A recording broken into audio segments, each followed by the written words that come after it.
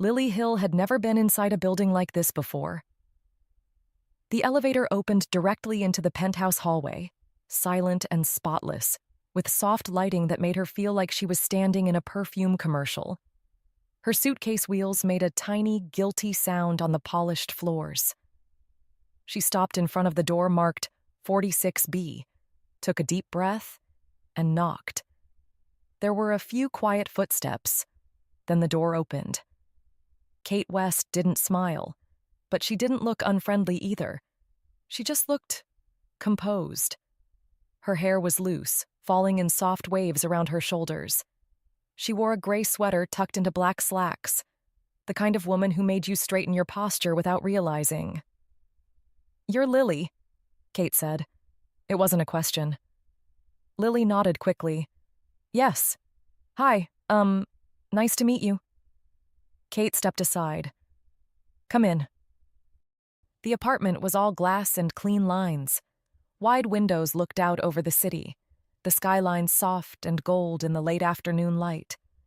The furniture was expensive in a quiet way. Muted colors, nothing cluttered. A few children's books and a dinosaur toy were scattered near the sofa, but even those looked politely out of place. "Oliver's napping," Kate said, walking into the open kitchen. "You'll meet him soon. He's 5.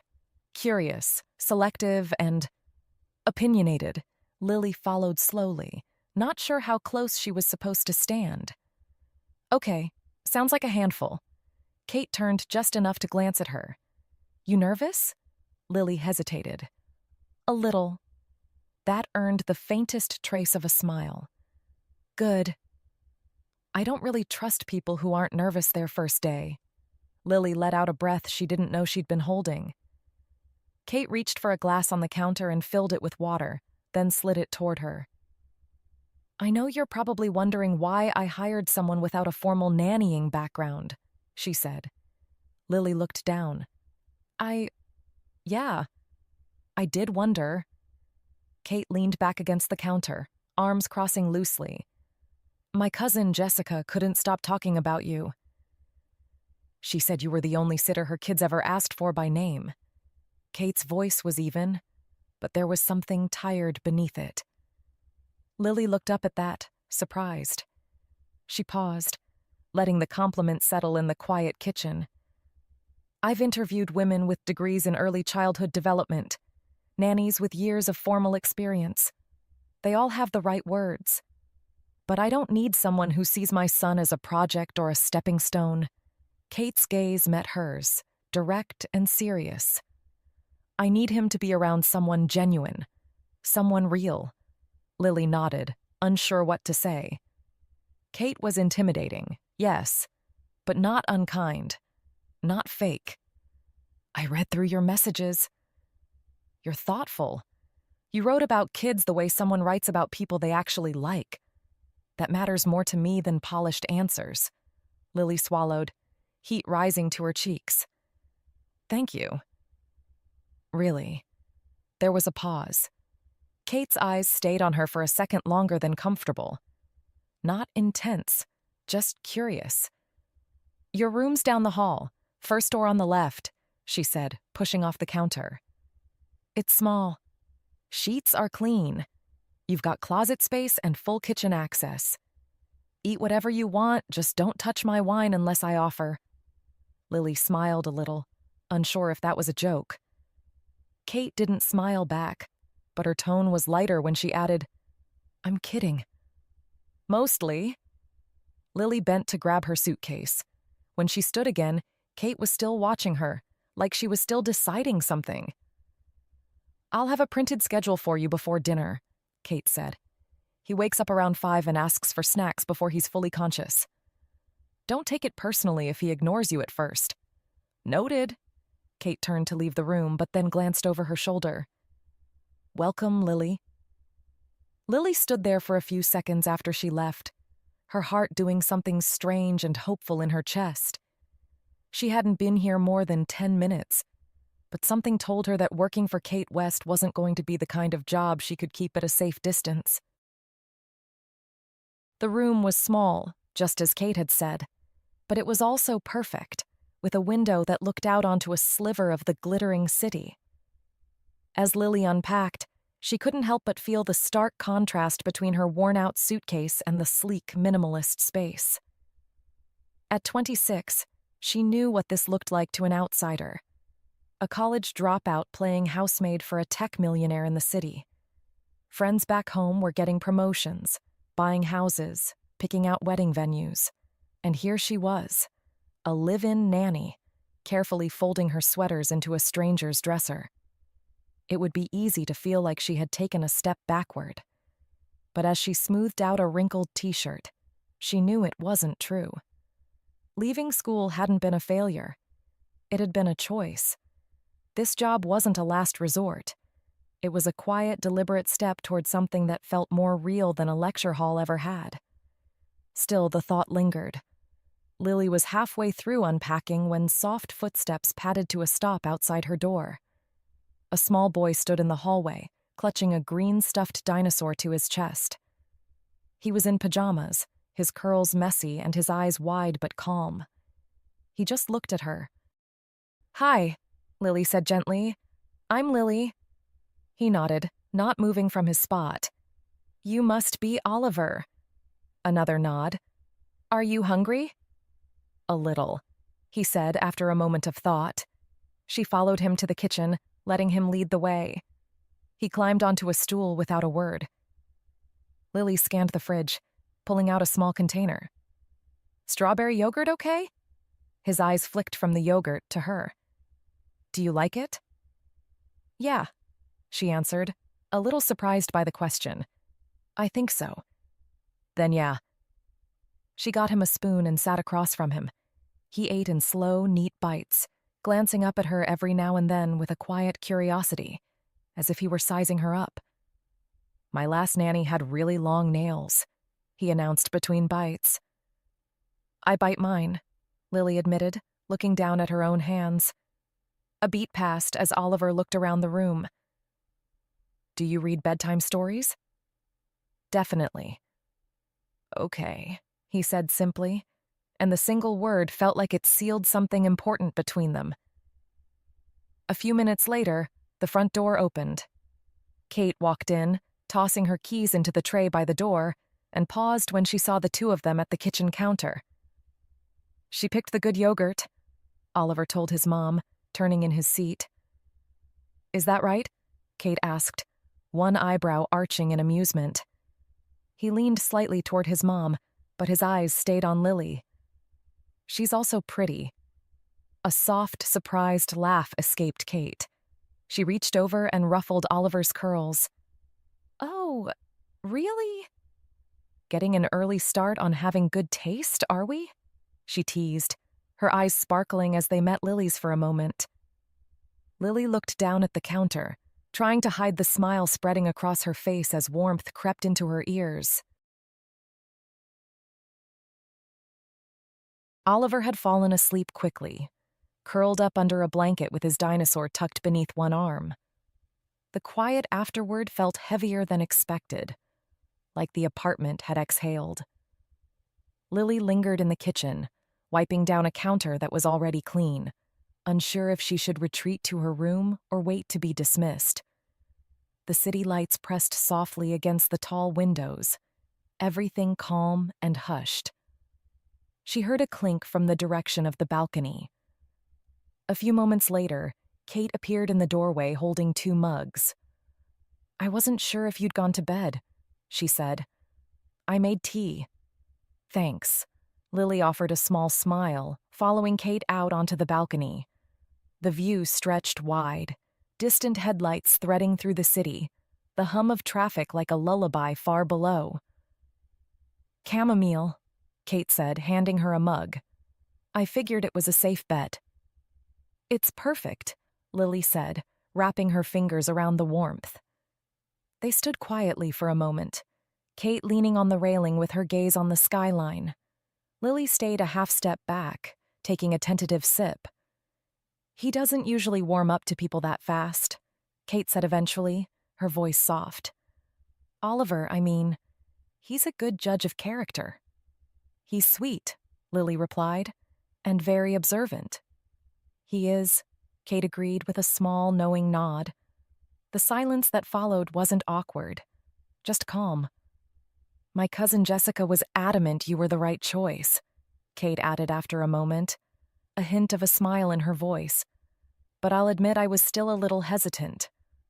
Worried this might be too isolating or just not what you were expecting. The admission was surprisingly direct. I just needed a change, Lily said quietly. Something different. And Jessica was very convincing. She usually is, Kate said with a dry warmth. The comment made Lily feel brave enough to add, I dropped out of university. It wasn't for me, but everyone back home sort of expects you to have a plan. Plans are overrated, Kate said, finally glancing over at her. Sometimes you just have to do the thing that feels possible right now. Lily looked down into her mug, a sense of relief washing over her. After a while, Kate set her own mug aside. It's getting late. You should get some sleep. Thanks for the tea, Lily nodded. And for this. Kate moved to the doorway and paused. Oliver's right, by the way, she said over her shoulder, her tone almost casual. About what? Lily looked up. You're nice.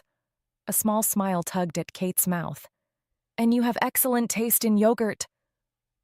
She disappeared inside before Lily could respond.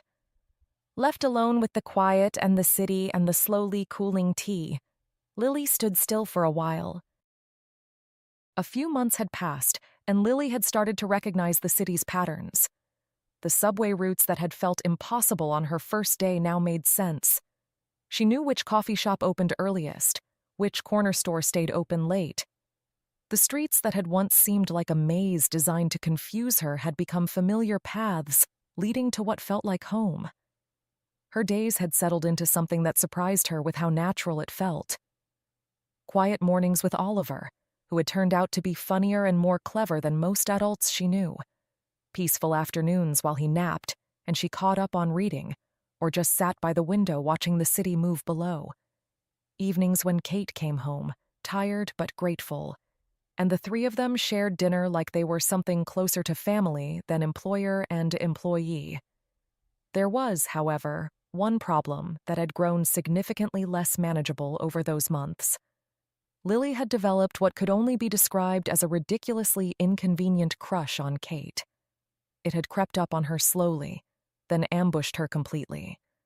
It lived in the way Kate's voice softened when she spoke to Oliver, in the focused expression she wore while reading over work documents at the kitchen counter, in those rare, unguarded laughs that sometimes escaped her when Oliver said something particularly absurd.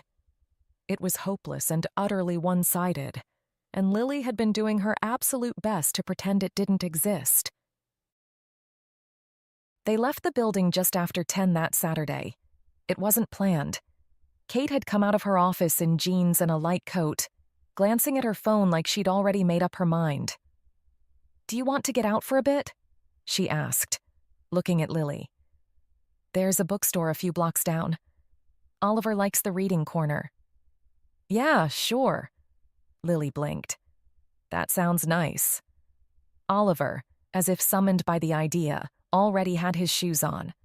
The sidewalk was bright but not too busy, morning sun falling between tall buildings. Oliver walked between them, holding his dinosaur in one hand and Kate's in the other, until halfway down the block, he quietly reached for Lily's instead. His fingers were small and warm.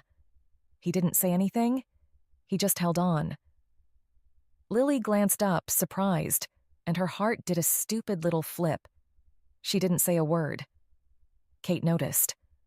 She didn't smile, exactly, but something in her expression softened, like a door had opened just a crack.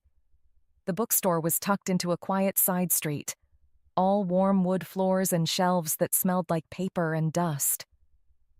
Oliver led them straight to the children's section and flopped onto a pile of oversized pillows. Lily sat beside him as he pulled books into a growing pile. "We can't buy all of them," she whispered. "Why not?" he whispered back. While Oliver was engrossed in a picture book about a grumpy bear, Lily excused herself to wander the nearby aisles. She ran her fingers along the spines of novels, eventually pulling one out. She read the first page, captivated, a small smile touching her lips. Glancing at the price on the back, her smile faded slightly, and she carefully placed the book back on the shelf. When she glanced up from the shelf, she saw Kate leaning against a pillar a short distance away, watching her. Their eyes met for a beat longer than was strictly necessary, and Lily felt a familiar warmth creep up her neck before she turned and headed back to Oliver. Later, as they were at the counter paying for Oliver's selection, Kate placed another book on the stack. It was the novel Lily had put back on the shelf. Lily opened her mouth to protest, but Kate spoke first, her voice low and even. "I saw you looking at it." "You didn't have to do that," Lily said, her voice quieter than she'd intended. "I know," Kate said simply, handing the book to her after paying. "I wanted to." Lily took the book, her fingers brushing Kate's. "Thanks." Outside, Oliver asked to carry the bag. He walked between them without a word, fingers curled tightly around the handles like it was something important. The sidewalk was bright, and the city moved around them, but for a few blocks, it felt like they were walking in their own small, quiet world. The apartment was quiet again. Oliver had gone to bed after requesting 3 stories, 2 songs, and a very serious conversation about whether the moon was following him. Lily was tidying up the living room when Kate emerged from her office. She was holding a wine glass, and she paused in the doorway, a small, amused smile on her face. "Another thrilling Saturday night, I see," she said, her voice light with teasing. "Don't let me interrupt your wild plans." Lily felt a familiar heat rise in her cheeks as she straightened a cushion on the sofa. "Someone has to keep this place from falling into chaos." "And you do a very good job of it," Kate said, her smile softening as she stepped into the room. "But you know the city doesn't actually shut down after 9 p.m. You're allowed to have a life outside these walls." "I have a life," Lily mumbled, more to herself than to Kate, before turning toward the kitchen. "I was just going to make some tea." "A wild proposition," Kate said, following her and leaning against the counter. "I might have to join you." Lily's hands felt clumsy as she pulled a mug from the cabinet and filled the kettle, hyper-aware of Kate's presence in the quiet space. "So, what does an exciting night in for Lilly Hill consist of?" Kate asked, taking a slow sip of her wine. "Besides tea and light housekeeping." "I was reading that book you bought me," Lily admitted, her back still to Kate as she busied herself with a tea bag. "And? Is it living up to the cover?" "It's really good, actually," Lily said, turning around and leaning against the opposite counter, cradling her empty mug. "Thank you again for that. It's nice to see someone your age still reading a physical book," Kate said, her gaze direct. "Instead of just scrolling on a phone." Lily raised an eyebrow. "You say that like you're 70. A small, genuine laugh escaped Kate. "Well, I'm halfway there," she said. "So, close enough." They stood in a comfortable silence for a moment as the kettle began to heat up. Lily did the math in her head. 35. "You're very observant," Lily said quietly, changing the subject before she could dwell on their age gap. "Isn't that the best part of being human?" Kate replied thoughtfully, swirling the wine in her glass. "Finding the little details in other people. Noticing things they do when they think no one is watching. You, for instance," she continued, her voice dropping a little, losing its teasing edge. "You get a little line between your eyebrows when you're really concentrating on something." Lily's hand instinctively flew to the spot above her nose. "I do not." "You do," Kate said with a quiet certainty that made Lily's stomach flutter. "You were doing it at the bookstore, right before you put that book back on the shelf." Lily dropped her hand, heat flooding her cheeks. So Kate had been watching. Really watching, not just glancing over while she worked. The kettle began to whistle, sharp and insistent in the quiet kitchen, but neither of them moved to turn it off. Kate's eyes stayed fixed on her, and her expression had shifted from amused to something else entirely. Something that made Lily's pulse skip. "You know what? I think I'll skip the tea," Kate said, gesturing with her empty glass before refilling it from the wine bottle on the counter. She held the bottle out toward Lily. "Want some?" Lily opened her mouth to respond, but no words came out. Her brain had apparently decided to stop functioning at the worst possible moment. Kate tilted her head slightly, studying her with the same focused attention she usually reserved for legal briefs. "Oh, and you also blush very easily?" she said, voice dropping to something barely above a whisper. Then she pushed off from the counter, gave Lily one last look that seemed to see straight through her careful pretenses, and disappeared down the hallway. Lily stood there alone with the screaming kettle, and her heart hammering so hard she was sure Kate could hear it from the other room. Oliver had gone down for his nap with minimal negotiation. A small miracle, as Kate liked to call it. Kate found Lily in the kitchen, cookbook open in front of her, chin propped on her hand. "You know," Kate said, leaning against the doorway, "you could take a break." Lily blinked up from the cookbook, as if she'd forgotten someone else was in the apartment. "Oh, I'm fine." Kate tilted her head, unconvinced. "You've been fine for the last 2 hours." That earned a small, reluctant smile from Lily. She toyed with the edge of a page. "I wouldn't even know what to do with a break." Kate crossed her arms, shoulder pressed to the doorframe. "You've been here for months now. You're allowed to take up space." The words landed softer than Lily expected, heavier too. She hesitated, eyes dropping back to the open book. "Would you mind if I just stayed in?" "Not at all," Kate said, her tone easy, final. The rest of the afternoon slid by quietly. Lily read for a while, folded some laundry no one had asked her to fold, and made tea she forgot to drink. The apartment held a steady calm, the kind of quiet that made time stretch. It was early evening when a clipped British accent drifted from the living room. Curious, Lily followed the sound and peeked around the corner. "Are you seriously watching Notting Hill?" she asked, surprised. Kate sat at one end of the couch, blanket folded over her lap, the TV glow softening the lines of her face. "Yes," she said, not looking over. Lily stepped into the room. "You watch movies like that?" "Like what?" "You know," Lily said, gesturing at the screen. "Romantic and soft. The kind of thing where someone runs through an airport at the end." Finally, Kate glanced over, one brow raised. "And you figured I'd be watching what exactly?" "I don't know," Lily said. "True crime documentaries, or some dramas where no one speaks for the first 20 minutes. That earned a quiet laugh. "So basically, you think I'm emotionally repressed." "I didn't say that," Lily countered, smiling now. "You didn't have to." They shared a brief smile before Kate nodded toward the other end of the couch. "Come on. You're already judging me. Might as well stay." Lily hesitated for only a moment before she crossed the room and sat down, leaving a polite cushion of space between them. The couch was soft, the lighting low. It didn't feel like work. At some point during the second act, Kate glanced over and saw Lily had tucked her feet up, arms wrapped around her knees. Without thinking, she tugged the blanket wider, letting it drape so it covered them both. Lily's pulse skipped.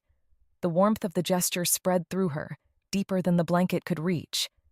She fixed her gaze on Hugh Grant's nervous smile, pretending not to notice. Neither of them mentioned it. On screen, Hugh Grant fumbled through a quiet confession in his bookshop. "I like this part," Kate murmured. Lily turned her head. "Because he's nervous?" Kate didn't look away from the screen, because he doesn't pretend. When the credits rolled, Kate reached for the remote. Night, Lily. Lily stood, still thinking of all the things she wanted to say but wouldn't. At the edge of the room, she paused. I still think you secretly watch true crime documentaries, she said, half smiling. Kate gave a soft laugh. You might be right. Their eyes held, just a second longer than necessary. Then Lily turned down the hall, her footsteps quiet, her heart far louder than she wanted to admit. Sunday started quietly. Oliver had insisted on banana pancakes and spent most of the morning lining up his toy cars in perfect rows across the living room rug.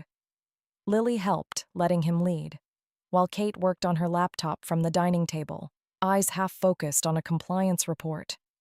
It was the kind of calm day that made everything feel settled, easy. Until the intercom buzzed. Kate looked up, frowned slightly, then stood. I'll get it. Lily glanced over. Expecting someone. No, Kate said, already heading to the door. But I have a feeling I know who it is. A moment later, voices filtered in from the hall, low and familiar. One of them belonged to Kate. The other was smoother, confident. When the door opened again, Kate stepped back into the apartment, followed by a woman in a camel coat and sunglasses she didn't take off right away. Lily stood up instinctively. The woman looked around with a practiced kind of grace, comfortable in expensive spaces, aware of being watched. Hi, she said, offering Lily a brief, polite smile. You must be Lily. Lily nodded. Hi. Kate stepped between them slightly. This is Elise, she said. My ex-wife. There was no awkwardness in how she said it. No apology, just a simple fact. Elise slid her sunglasses into her bag. She had the kind of look that photographs well. Clean lines, everything in place, nothing accidental. She was striking, though in a polished, practiced way that felt more like presentation than ease. I was nearby, Elise said, turning to Kate. Flight got delayed, so I thought I'd drop off the books Oliver left at my place. Oliver ran out from the living room at the sound of her voice. Mom. She knelt, opening her arms. There's my favorite dinosaur expert. They hugged tightly, and for a second, Lily felt like she was intruding on something private, something that existed long before she arrived. Kate moved into the kitchen, and Elise followed. Their conversation was low, half lost to distance. Something about Tokyo, schedules, weekends. Elise's tone was warm enough, but brisk, like she was used to keeping one eye on the clock. Lily caught the faintest change in Kate's voice. Not cold, not bitter. Just careful, like she was navigating familiar terrain. A few minutes later, Elise stepped out again, smiling down at Oliver. I have to catch another flight, sweetheart, but I'll see you soon, okay? He nodded solemnly and handed her one of his toy cars for the trip. Elise took it with a soft laugh, then glanced once more toward Lily on her way out. After the door closed, silence settled. Kate leaned against the counter, arms loosely crossed, watching Oliver arrange his remaining cars in a careful line. She travels a lot, she said, more to herself than to Lily. Lily nodded slowly. You two seem okay. We are now, Kate said. It took some time to figure out what worked. There was something unreadable in her voice, not longing, not regret. Just the weight of shared history and careful arrangements. Lily wanted to ask more, but didn't. Instead, she picked up Oliver's discarded book from the coffee table and turned it over in her hands. She's beautiful, Lily said quietly, not quite looking at Kate. Kate's eyes lingered on her profile, the curve of her cheek, the quiet defiance in her lowered gaze. She is, Kate said, her tone even. But beauty comes in different forms. Then she turned back to watching Oliver, leaving the words hanging in the air. The rain had started just after Kate's parents left with Oliver, and the heavy drops against the windows made the apartment feel smaller and quieter than usual. Lily curled up on the couch with tea that had gone cold in her hands, watching Kate work at the dining table, papers spread in careful piles around her laptop. She liked seeing Kate like this, especially with glasses that made her look more thoughtful than intimidating, the frames highlighting the curve of her cheekbones in a way that made Lily's chest tighten. She hadn't said anything for the past 10 minutes, but the thought had been circling too long to keep it quiet. He doesn't talk about her much. Kate's pen stopped moving. Elise? Lily nodded. Only when she's just been here. Then it's like she fades out again. I wasn't sure if that was normal. Kate was quiet for a moment, then pushed the paper aside. It's normal for him. Lily hesitated. Does that worry you? Every day.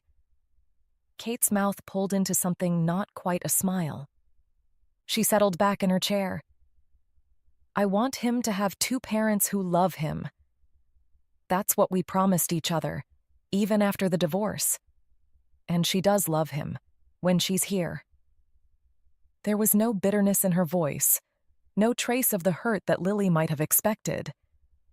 Kate spoke about Elise's absences the way she might discuss flight delays or weather patterns. Inconvenient realities that required adjustment rather than anger. But she travels so much. She calls when she can and sends gifts. Kate paused, watching the rain chase itself across the glass. He sees her as this bright, exciting figure. And maybe that's okay, for now. Maybe that's good. He gets to love her without seeing the cracks. But I keep wondering, what happens when he grows up? When he starts to understand? Lily stayed quiet, sensing that Kate was working through something she rarely allowed herself to voice. There was a careful rhythm to Kate's words, like she was testing each one before letting it out, and Lily didn't want to break whatever fragile trust was building between them. I'm the one who makes him brush his teeth, who tells him he can't have chocolate before bed. I'm the one he yells at when he's mad, and the one he falls asleep on when he's too tired to fight it. Kate's fingers found the edge of the paper, creasing it absently. And she's the one he lights up for, once a month. Because she never has to say no. Her voice didn't shake, but there was something raw underneath the controlled tone, a vulnerability that Kate seemed to be fighting to keep contained. It was the sound of someone who had practiced saying these things to herself in the mirror, but never out loud to another person. I want him to love her. I do. But I also want to be seen. Not just the background. Not just the one holding everything together so the picture looks neat. Lily's throat tightened. She stood, crossed to the dining table, and pulled out the chair across from Kate. He does see you, she said quietly. Even when he's being stubborn or loud or covered in yogurt. You're his center of gravity. Kate met her eyes. Something shifted in her expression. She closed the folder in front of her. I was the one who wanted kids, she said, voice softer now. Elise was hesitant. Not against it, just slower, more cautious. I was sure. I thought it would fix things or maybe just give us something to hold on to. Lily held back, recognizing the pause was just Kate gathering her thoughts. Sometimes I wonder if I was too stubborn about it, if I made a promise she wasn't ready to keep. I think she would have been happy with just the two of us, traveling the world together and working remotely from a new country each year. Kate's grip tightened slightly on the folder. She loves him. I know that. But I think she still feels like she's watching someone else's life from outside the glass. She finally looked up at Lily, something softer in her expression. I thought I needed quiet tonight. A small smile tugged at her lips. Turns out your company is way better. Kate lingered a moment, her eyes warmer now. Do you want to critique my movie taste a bit more? And maybe watch another one?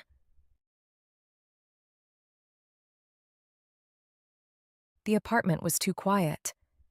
Lily noticed it immediately Monday morning. The stillness, the lack of tiny footsteps or dinosaur commentary echoing down the hall.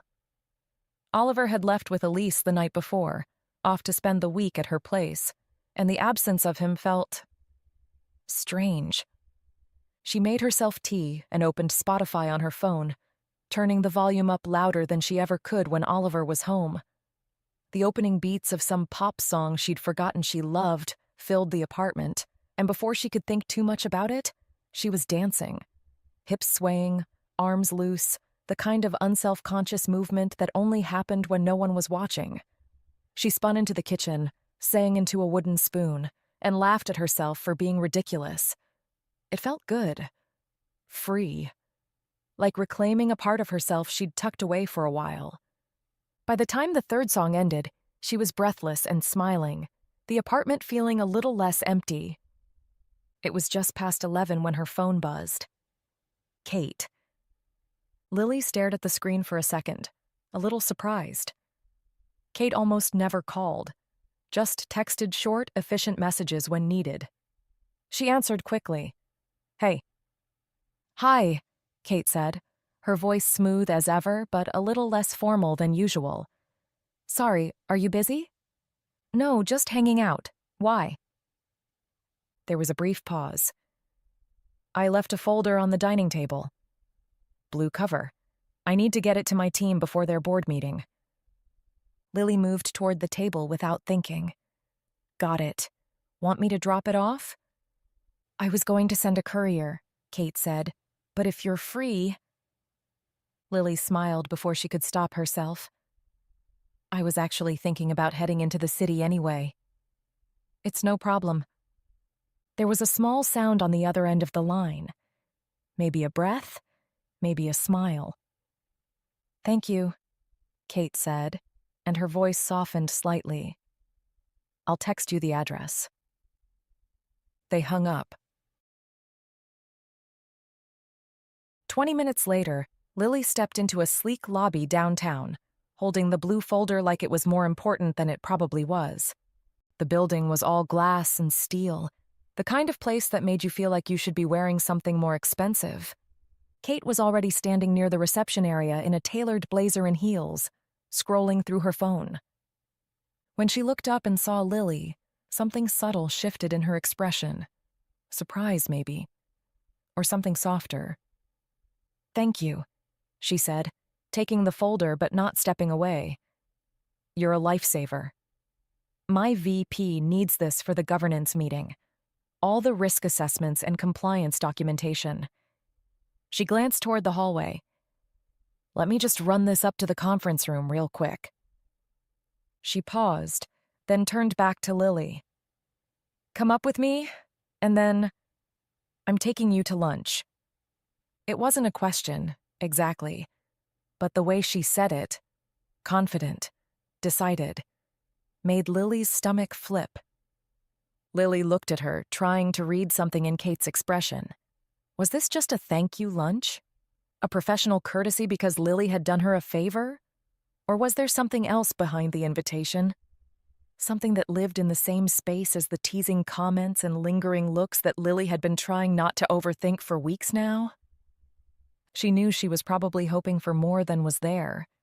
Reading into things the way people do when they have a crush, they know is pointless. But still, the hope sat there in her chest, stubborn and warm. Kate's certainty faltered just slightly. "I mean, if you don't have anything planned. You don't have to, obviously. I just thought—" "I'd like that," Lily said, cutting off her rambling with a small smile. Kate exhaled, almost imperceptibly. "Okay, good." She turned toward the elevator, and Lily followed, trying very hard not to think about the fact that she might have just caught Kate West getting flustered. The space stretched out in front of them, a modern tech workspace with long tables, developers hunched over monitors, a few people gathered around whiteboards covered in diagrams. Clean lines, neutral tones, minimalist furniture. The kind of office that looked like every other startup in the city. Kate stepped out, and Lilly followed.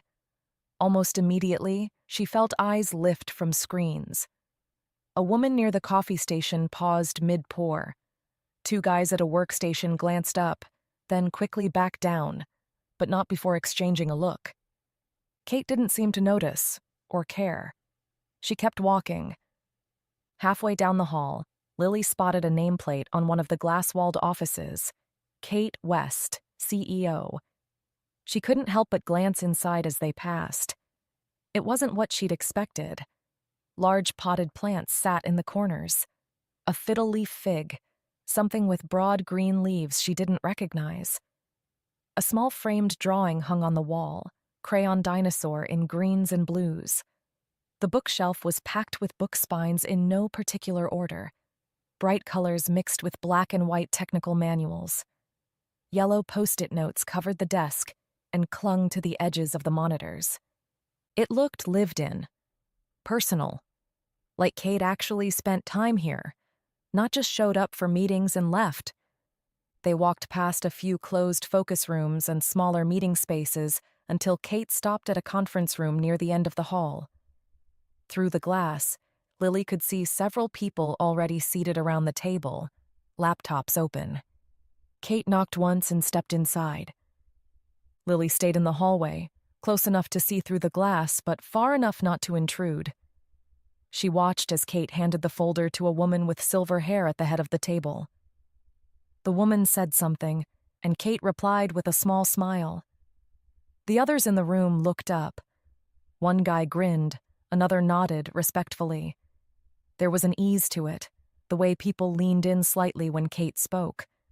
Not fear or formality. Something closer to admiration. Respect.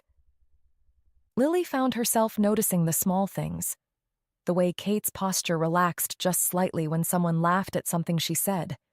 The brief touch to the woman's shoulder before she turned to leave. Finding the little details in other people, Kate had said that night. Noticing things they do when they think no one is watching. Lilly hadn't realized she'd started doing it too. Watching Kate, the way Kate watched everyone else. Kate stepped back into the hallway, and they started walking toward the elevator. That's when Lilly felt it again. Eyes following them. A guy at a standing desk pretended to stretch. Someone near the kitchen whispered something to their coworker. When they reached the elevator, Lilly finally spoke. "Is there something on my face?" Kate pressed the button, amused. "No. Why?" "People keep staring." Lily's hand went to her shirt. "Is something wrong with my clothes?" The elevator opened. They stepped inside. Kate turned to her, that slow smile spreading. "It's not every day I leave the office with a pretty woman at my side." Heat crept up Lily's neck. The lunch had seemed like a simple thank you. But after what Kate just said, now it felt different. Like maybe it was something more. Not a date. Lilly wasn't delusional enough to think that. But something. Kate was watching her, that faint smirk still in place. "You're blushing again." "I am not," Lilly tried to protest. "But you are." Lilly turned toward the doors, biting back a smile. If the ride-up had made her think she'd caught Kate flustered, Lilly was certain now that Kate had just watched her completely unravel on the way down. The cafe was tucked into the base of the building, all exposed wood and matte black fixtures. Minimalist, but warm. It was just past the lunch rush, so they had their pick of tables. Kate chose one near the window. Lilly slid into the seat across from her, fingers still adjusting the strap of her bag like it gave her something to do. She felt a little out of place. Too casual in her jeans and sweater. Too aware of how good Kate looked in a blazer. A waiter brought water. Kate glanced at the menu once, then set it down. "Order whatever you want," she said, catching Lily's hesitation. "It's my treat."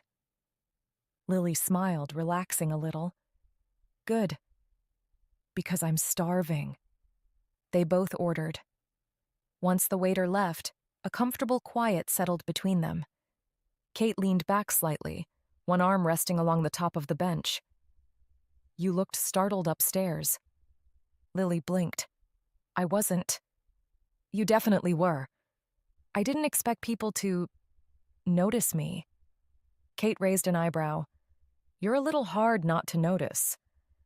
Lily laughed, soft and automatic, then immediately regretted it. You keep doing that. Doing what? Saying things that make me feel like I should say thank you. Or run away. Kate tilted her head. Which are you more likely to do? I haven't decided yet. That earned her a small, amused smile. Not mocking, just entertained, and maybe a little curious. Their food arrived. They ate quietly for a while, the kind of silence that felt easy instead of forced. After a few minutes, Kate asked, almost offhandedly, Did you ever think about going back to school? Lily looked up. Sometimes. But I don't know what I'd be going for. I think that's the problem. Kate nodded like she understood. There's nothing wrong with waiting until it feels like the right reason. I think my mom's convinced I'm having a quarter-life crisis. Are you? Lily smirked. Maybe. But if I am, it's a really quiet one. No tattoos, no cross-country moves. Kate rested her chin on her hand. No romantic chaos? Lily met her eyes, pulse picking up. Not yet. Kate didn't look away. Shame. The word hung there. Lily's fork paused halfway to her mouth. She set it down carefully, suddenly very aware of how Kate was looking at her. Steady, unflinching, like she'd just said exactly what she meant and wasn't taking it back. Heat crept up Lily's neck once again. She reached for her water, took a sip, anything to have something to do with her hands. Kate's lips curved slightly, like she knew exactly what she'd done. Neither of them spoke for a minute. Lily focused very hard on her plate. Kate went back to eating like she hadn't just tilted Lily's entire world slightly off its axis. When they finally stood to leave, Kate reached for her wallet. I've got it, she said. You don't have to. It's not a favor, Kate replied, handing her card to the server. It's lunch. Outside, the air was cooler. The city moved around them, people walking past, cars at the lights, the slow and lazy afternoon traffic. Kate glanced sideways as they stood near the curb. Thanks for bringing the folder, she said. Lily smiled, flustered and a little breathless. You're welcome.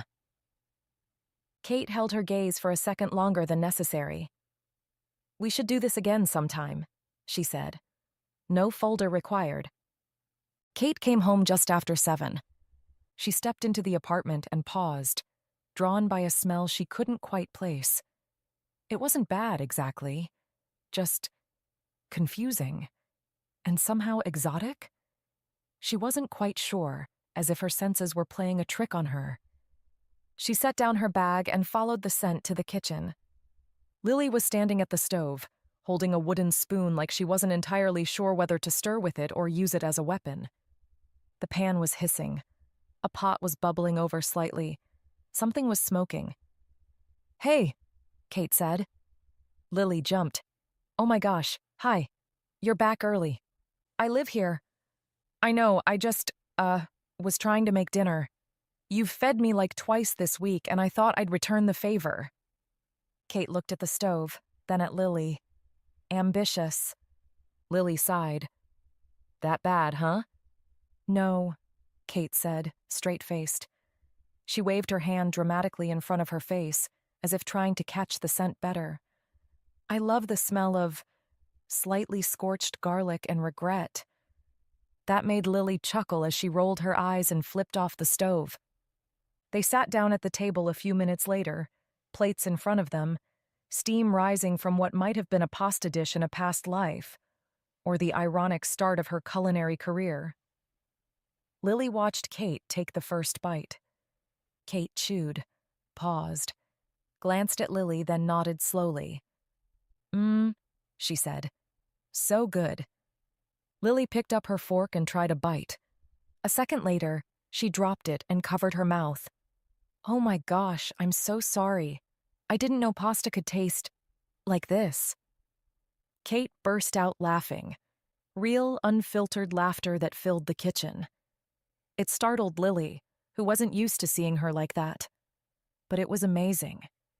Hearing her laugh like that, watching her lean back in her chair with her shoulders relaxed, looking less like a polished CEO and more like just Kate. Normal. Human. Beautiful in a way that had nothing to do with expensive clothes or perfect composure. Lily pushed her plate away, cheeks pink with defeat. I swear I followed the recipe. You did fine. I didn't even know pasta had a texture called rubbery. Kate leaned her elbow on the table, chin in her hand, watching her. You know what? She said. I kinda love it. Lily gave her a look. Why? Because it's a disaster? Because it's honest, Kate said. And no one's ever made me dinner just because they felt like it. That shut Lily up for a second. She looked at Kate, really looked at her. How was that even possible? No one had ever cooked for her just because. Not friends, not Elise? Lily tried to imagine what kind of marriage that had been. Busy, probably. Two successful people with separate schedules, separate lives that only intersected when convenient. Maybe that's what happened when you built a life around logistics instead of small gestures, around travel itineraries instead of rubbery pasta and laughter. The thought made her chest ache a little. They sat in the quiet for a moment, the worst dinner in history cooling between them, the air warm with something else entirely. Then Kate pushed her plate aside and stood. Come on. Where are we going? To order takeout like civilized people. But I'm keeping this on my list of favorite meals. Lily raised an eyebrow. You're kidding. Kate gave her a small, crooked smile. Not about the favorite part. And that was the end of it. But also, not really. They ordered Thai. While they waited, Kate poured them each a glass of wine, and Lily did her best to scrub the pasta disaster from memory, and from the pan. By the time the food arrived, they'd moved to the living room floor, some romantic comedy playing softly on the TV, the kind with too many misunderstandings and a predictable happy ending. The city glowed gently through the windows. Lily picked up a container, hesitating.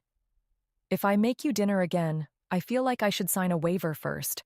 You know, promising you won't fire me. Kate smiled, passing her chopsticks. Lucky for you, Oliver thrives on yogurt. So really, you're already exceeding expectations. Lily laughed. That's a low bar. Maybe, Kate said, unfolding a napkin. But watching you try was worth every bite. Lily gave her a look. You're being way too nice about this. You literally lied to my face and said it was good. I just have good manners, Kate replied, that small smile still playing at her lips. It's a skill. You develop it when you spend years smiling through overpriced restaurant meals with clients who think truffle oil is a personality, especially in a male-dominated field. That made Lily smile. So what does that make me? Kate raised an eyebrow. A woman who tried her best to make me an amazing dinner. And did. Lily froze, chopsticks in hand. That sounds dangerously close to a compliment. Kate leaned back slightly, the corner of her mouth curling. What if it was? Lily looked down at her food, cheeks warming. She fumbled with the container lid, suddenly very focused on opening the spring rolls. Then I guess, thank you? It came out awkward and uncertain, and she immediately wished she'd said literally anything else. Kate's smile softened. Now it was her turn to look pleased. They started to eat. It felt easy, comfortable. like they'd done this 100 times before, sitting on the floor, sharing takeout, half watching a movie neither of them cared about. It didn't feel like Kate the CEO and Lily her employee. It felt like two normal people just sharing dinner and spending time together. Like home. Lily nudged her wine glass with her thumb. Do you ever do this? Eat. Sit on the floor. With takeout. And wine. Just because someone made you a pasta nightmare, even if they followed the recipe word by word. Kate gave a soft laugh. Not lately. But you used to? Kate tilted her head slightly, considering. I used to be more fun, I think. Or at least I'd like to believe that. She paused, swirling the wine in her glass. But I always had some sort of mask on, you know? I don't think I ever let someone in fully. Not my parents, not friends, not partners. She looked out at the city lights. It never felt like I had anything interesting to share or say. Like I was just watching other people's lives instead of living mine. There was a pause. A heavy one. Lily watched her, struck by how easily Kate described things. So simply, yet so well. Sometimes Lily wished she was as good at putting feelings into words. Not just to Kate, but to her family. To anyone. Then Lily said, voice lighter, well, for what it's worth, you seem good at it. At what? This. Being relaxed. Living. Kate looked at her then, for just a second too long. You make it easy. Lily froze, chopsticks halfway to her mouth.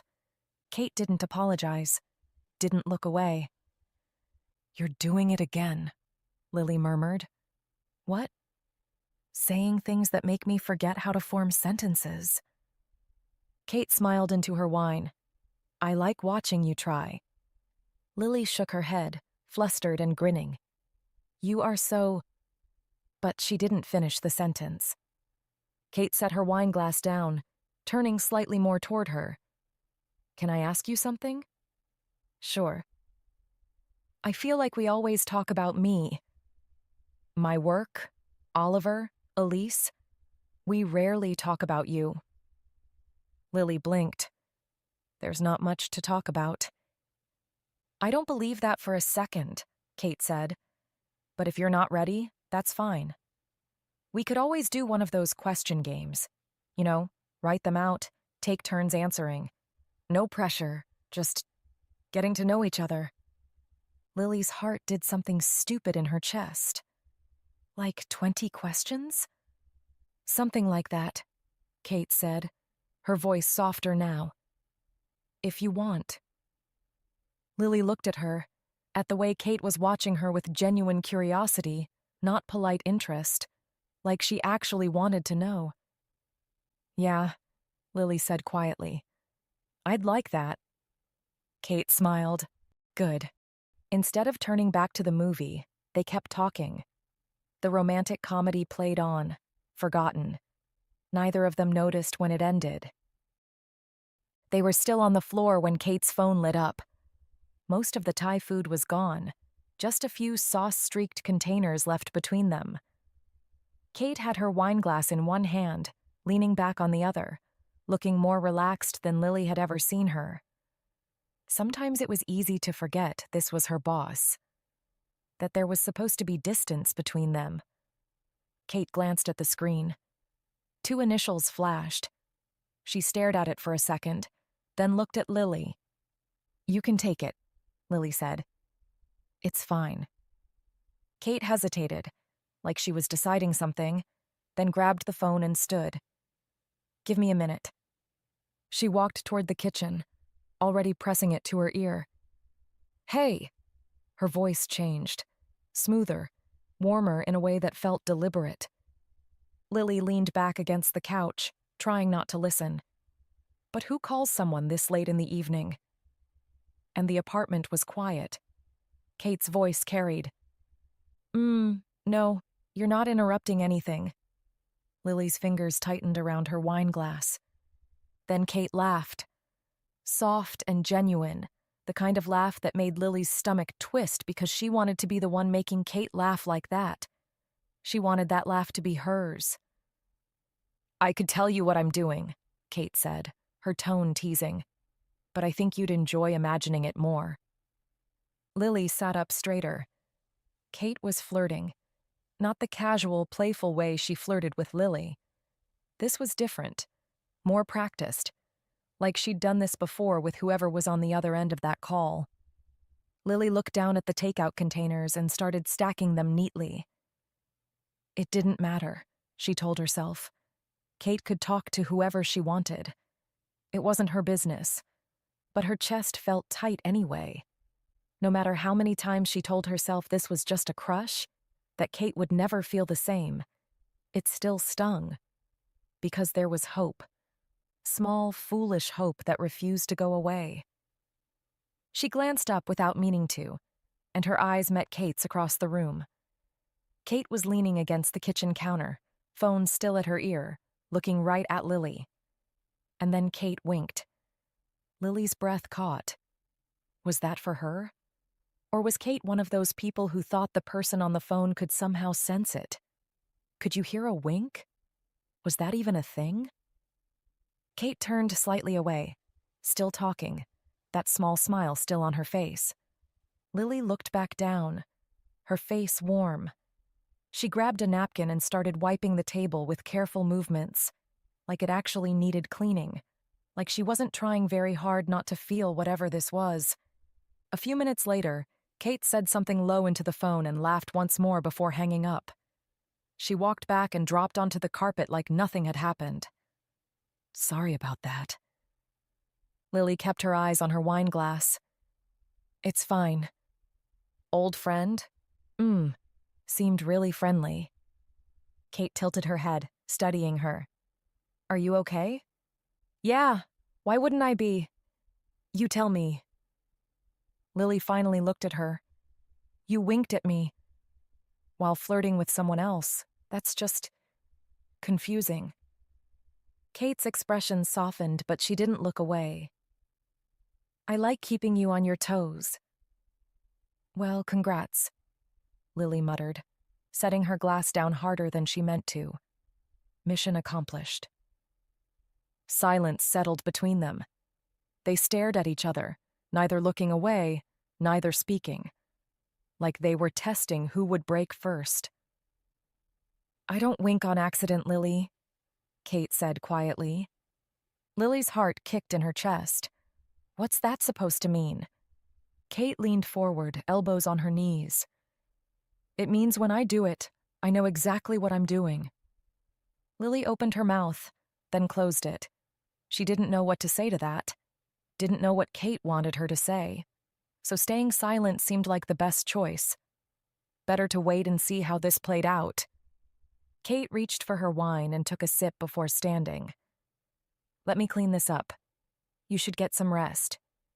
She looked at Lily with a softer expression. "Thank you, by the way. For tonight, the dinner, even the disaster part. It was really nice." Lily nodded, not trusting her voice.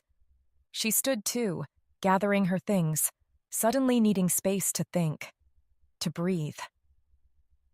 "Good night," she managed, and walked down the hall to her room, leaving Kate in the living room with the empty containers and everything they hadn't said. It had been 2 days since the phone call. 2 days of Lily overthinking every word Kate had said, every look she'd given. 2 days of trying to act normal while her brain replayed, "I don't wink on accident," on loop. Sometimes she wished she was more forward, braver, like in the scenarios she kept imagining. Lately, there were fewer and fewer words in her scenarios. Just action. Hungry kisses, soft whimpers, low moans, Kate's hands in her hair, Lily's fingers gripping. The front door opened. Lily jumped, her book nearly sliding off her lap. She looked up to see Kate walking in, looking lighter than usual, less polished. And there was something almost excited in the way she moved. "We just closed the security audit," Kate announced, dropping her bag by the door. The big one. 3 months of work, finally done. Lily's heart was still racing from being pulled out of her thoughts so suddenly. That's great. It is. Kate walked toward the kitchen, then turned back with a thoughtful expression. I want to cook something that requires actual effort. She paused, watching Lily. Help me? Lily hesitated. You want me to help you cook? After what happened last time? Kate's mouth curved into a small smile. That's exactly why I'm asking. Come on. The kitchen felt smaller with both of them in it. Kate had laid out ingredients on the counter: arborio rice, garlic, mushrooms, parmesan, a bottle of white wine already open. Risotto, Kate said simply. It's hands-on. You have to stir constantly or it goes wrong. Seemed fitting. Lily picked up the wooden spoon, turning it over in her hands. No pressure. They started chopping. Kate handled the garlic and onions while Lily worked on the mushrooms, both of them falling into an easy rhythm. Music played softly from Kate's phone on the counter. The apartment smelled like butter and wine, warm and inviting. You're doing it wrong, Kate said after a minute, glancing over at Lily's cutting board. I'm literally just chopping mushrooms. They're uneven.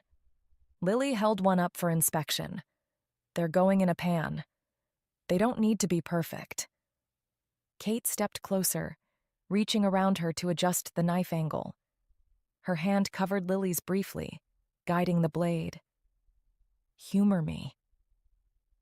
Lily's breath caught, but she didn't move.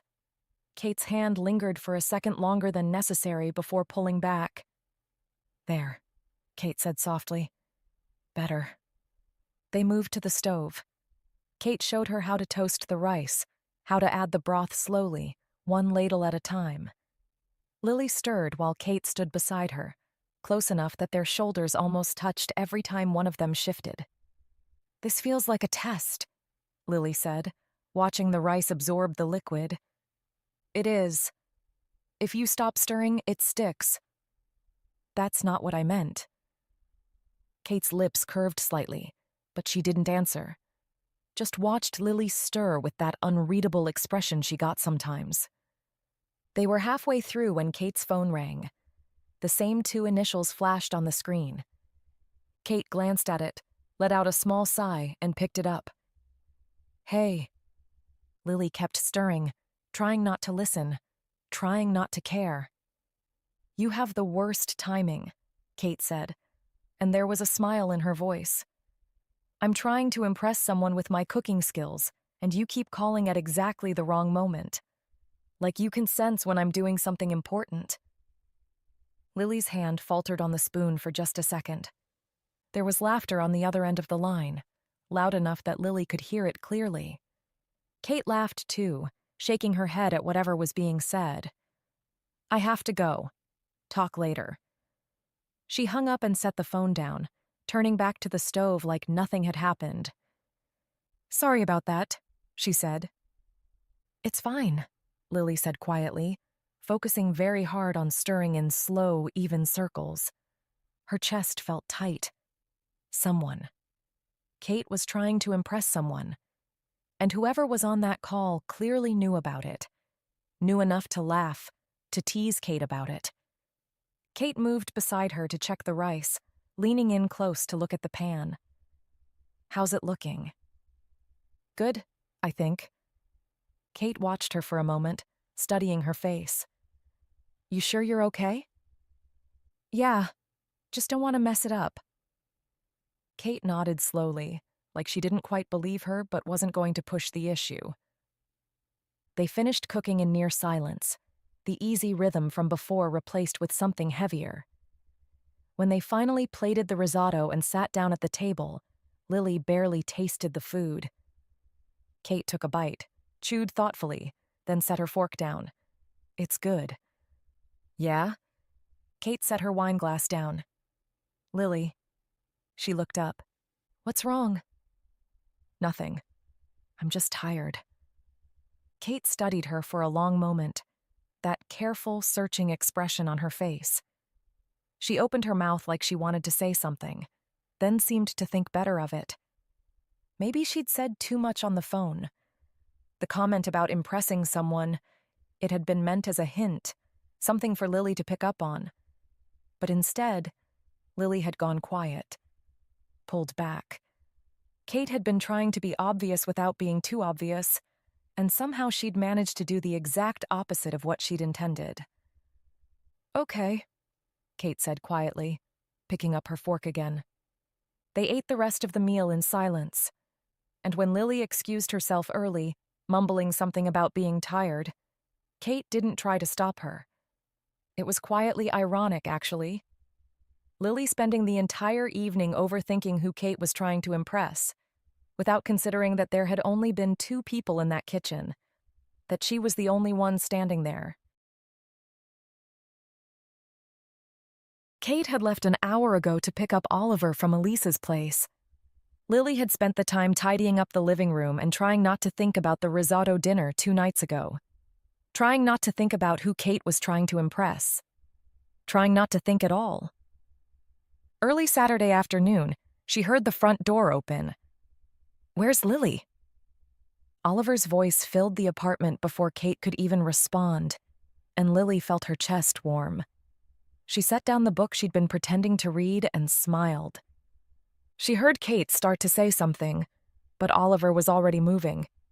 His footsteps thundered down the hall, and then he burst into the living room, spotted her, and ran. "Lilly!" He crashed into her with the full force of a 5-year-old who'd been gone for days, wrapping his arms around her waist. "I have so much to tell you," he said, his words tumbling out in a rush. Lilly laughed, hugging him back tightly. "I missed you too, buddy." Oliver pulled back just enough to look at her, his face lit up with excitement.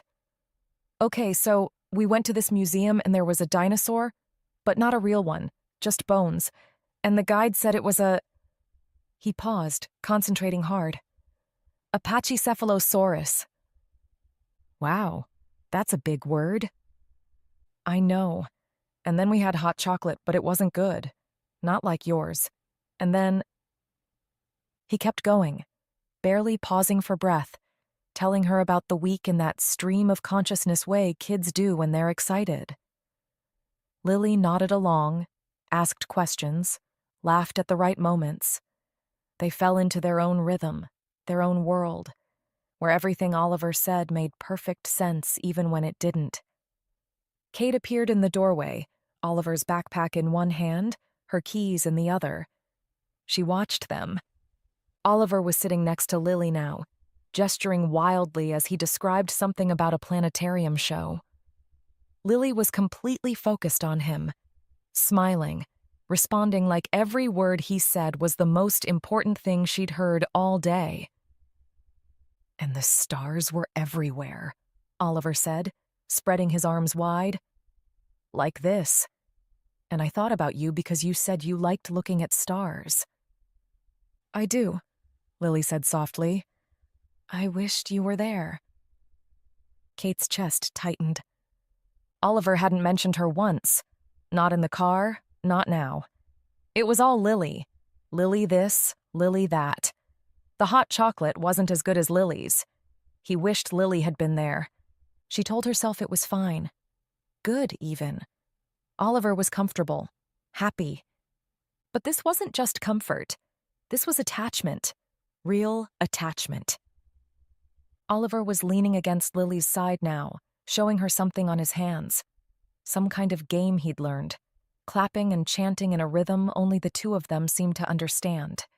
They were laughing, completely absorbed in each other. Kate set the backpack down quietly by the door.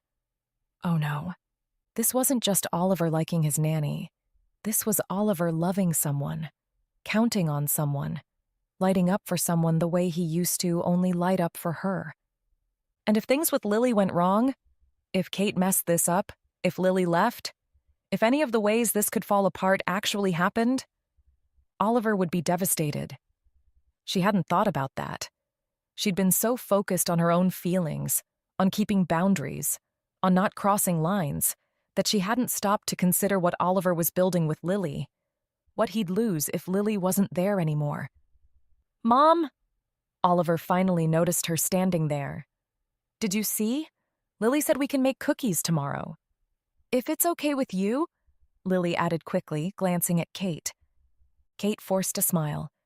"Of course." "Yes." Oliver turned back to Lily, already planning out loud what kind of cookies they'd make. Kate walked to the kitchen and poured herself a glass of water. Her hands were steady, but her mind was racing.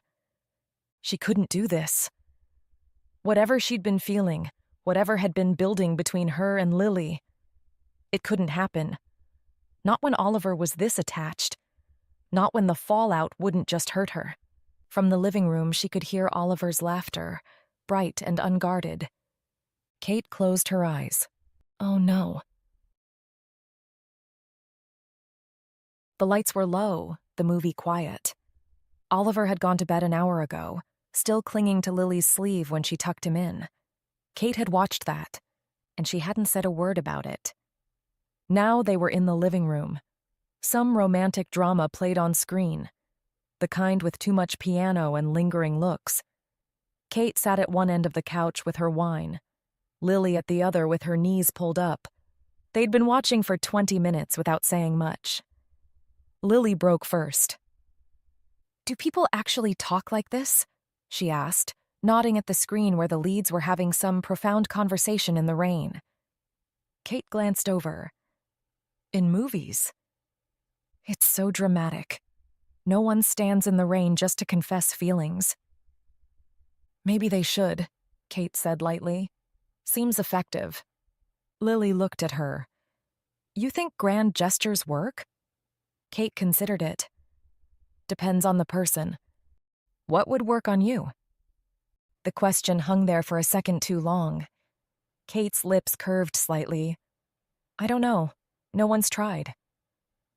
Lily looked back at the TV, her face warm. "Well, maybe they're intimidated. By me? You're a little terrifying." "A little?" Kate's tone was teasing now. "Okay, a lot," Lily admitted. "But in a good way." Kate raised an eyebrow. "There's a good way to be terrifying?" "You know what I mean." Kate took a sip of her wine, watching Lily over the rim of her glass. "I'm not sure I do." Lily could feel her cheeks burning now. "I just mean, you're confident, put together. You know what you want." "And that's terrifying? When you're not any of those things?" "Yeah." Kate set her glass down. "You're more confident than you think." "I'm really not." "You are," Kate said, her voice softer now. "You just don't see it." Lily looked at her, surprised by the shift in tone. Kate held her gaze for a moment, then seemed to catch herself. She looked back at the TV. "This movie's terrible, by the way." "You picked it." "I know, I have terrible taste, apparently." They fell quiet again. On screen, the couple was kissing in the rain now, dramatic music swelling. "See?" Lily said. "Way too much." "Is it, though?" Kate asked, still watching the screen. "You think that's romantic?" "I think—" Kate paused. "I think if you want something, you should go for it, even if it's dramatic, even if it's terrifying." Lily's heart stuttered. "Is that what you'd do?" Kate turned to look at her then, and something in her expression made Lily's breath catch. "If I could?" "Yeah." "What's stopping you?" Kate's smile faded. She looked down at her hands. "Lot of things." "Like what?" "Like the fact that I'm your employer. Like the fact that there's a power dynamic we can't just ignore." She paused. "Like the fact that my 5-year-old son is so attached to you that if you left, it would break his heart." Lily's chest tightened. "Kate!" "I saw how he was with you today," Kate continued, her voice quiet but steady. How he ran past me to get to you. How he held onto your sleeve tonight like he was afraid you'd disappear. He loves you, Lily, and I can't risk him losing that. You think I'd leave? I think things get complicated, Kate said. I think feelings get messy. And I think if we crossed that line and it didn't work out, she shook her head. He's the one who'd pay for it. Lily wanted to argue, wanted to say it wouldn't be like that, but she couldn't promise that. Neither of them could. So what does that mean? Lily asked quietly. Kate reached for her wine glass but didn't pick it up, just ran her finger along the rim. It means I need to stop doing this. Doing what?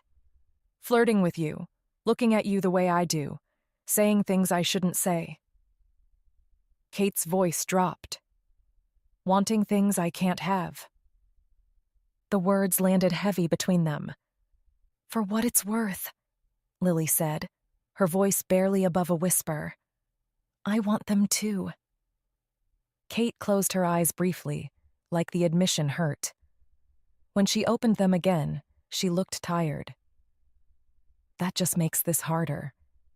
Silence stretched between them. The movie played on, but neither of them was watching anymore. Lily stood, her hands shaking slightly. I should go to bed. Kate looked up at her, something unreadable in her expression. Lily? It's fine, Lily said quickly, not meeting her eyes. I get it. You're right. About Oliver, about all of it. She turned toward the hallway. Good night, Kate. She didn't wait for a response, just walked down the hall to her room and closed the door quietly behind her. Her chest felt tight. Kate had let her down gently, using Oliver as the reason. But Lily wasn't stupid. Kate was trying to impress someone. She'd said it herself on the phone. And that someone wasn't Lily. This was just Kate being kind, making it clear nothing was going to happen between them without being cruel about it. Lily sat on the edge of her bed and pressed her palms against her eyes. She'd let herself hope. And now she felt like an idiot. In the living room, Kate sat alone on the couch, the movie's happy ending playing out on screen, wondering if she'd just made the biggest mistake of her life. The days after movie night felt different. Lily started waking up earlier, making herself coffee before Kate came out of her room. She'd take her breakfast to her bedroom or wait until Kate left for work. Small adjustments that meant they barely saw each other in the mornings anymore. Kate noticed. Of course she noticed, but she didn't say anything. This was what she'd asked for, wasn't it? Distance, boundaries, space to let whatever had been building between them cool down before it became something neither of them could take back. It just hadn't occurred to her how much it would hurt. On Tuesday, Lily took Oliver to the park in the afternoon and stayed out until dinner. When they came back, she made him a quick meal, got him ready for bed, and disappeared into her room with barely a word to Kate. Is Lily okay? Oliver asked when Kate came to tuck him in. She's fine, just tired.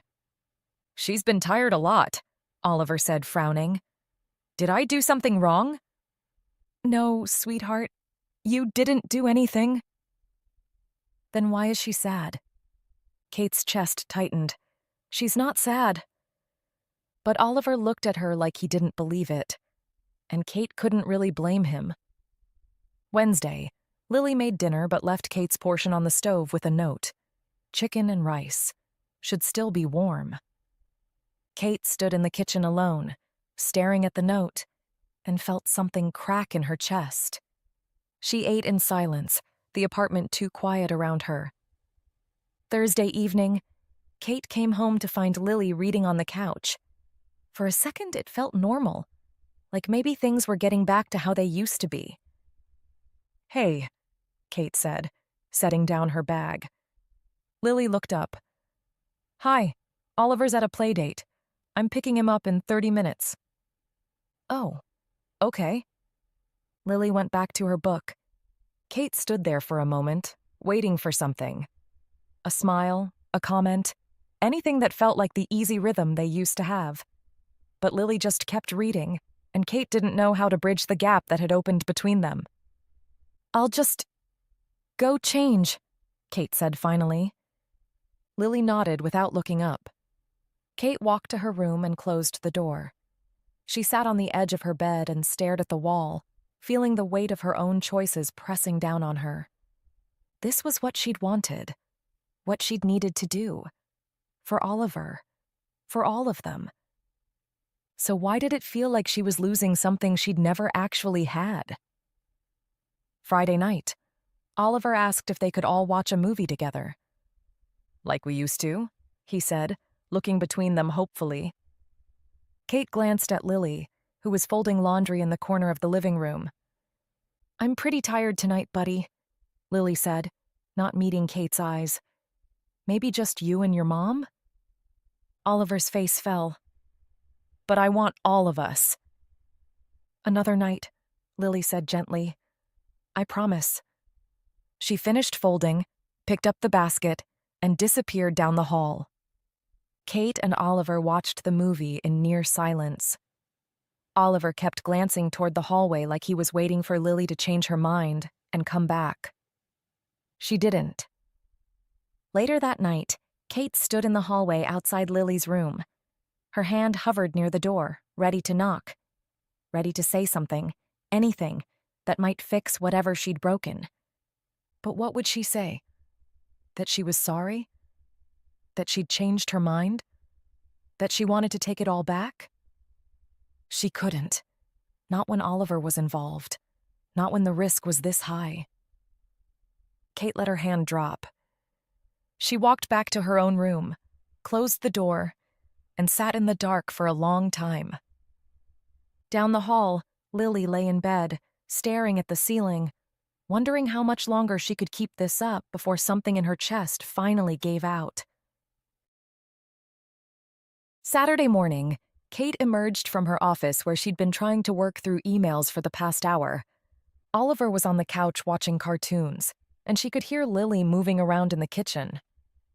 "Morning, buddy," Kate said, ruffling Oliver's hair as she passed. "Morning, Mom." Kate walked into the kitchen. "Morning." Lily glanced up from the stove. "Hi." Kate reached for the coffee pot, and that's when she saw it. Lily's laptop was open on the kitchen island, right next to Kate's keys. The screen was still lit, browser tabs visible. Nanny positions, NYC, live-in childcare jobs, how to write a resignation letter. Kate's hand froze halfway to the coffee pot. Her stomach dropped. Lily noticed Kate had gone still and followed her gaze to the laptop. Her face went pale. "I should close that," Lily said quickly, moving toward the island. "Lily?" "It's fine." Lily snapped the laptop shut. "I was just looking." Kate stared at her, words stuck in her throat. From the living room, Oliver called out, "Lily, is breakfast ready?" "Almost, buddy," Lily said, not meeting Kate's eyes. "Just a few more minutes." She turned back to the stove. Kate stood there for a moment, then poured herself coffee with unsteady hands. She walked toward the living room.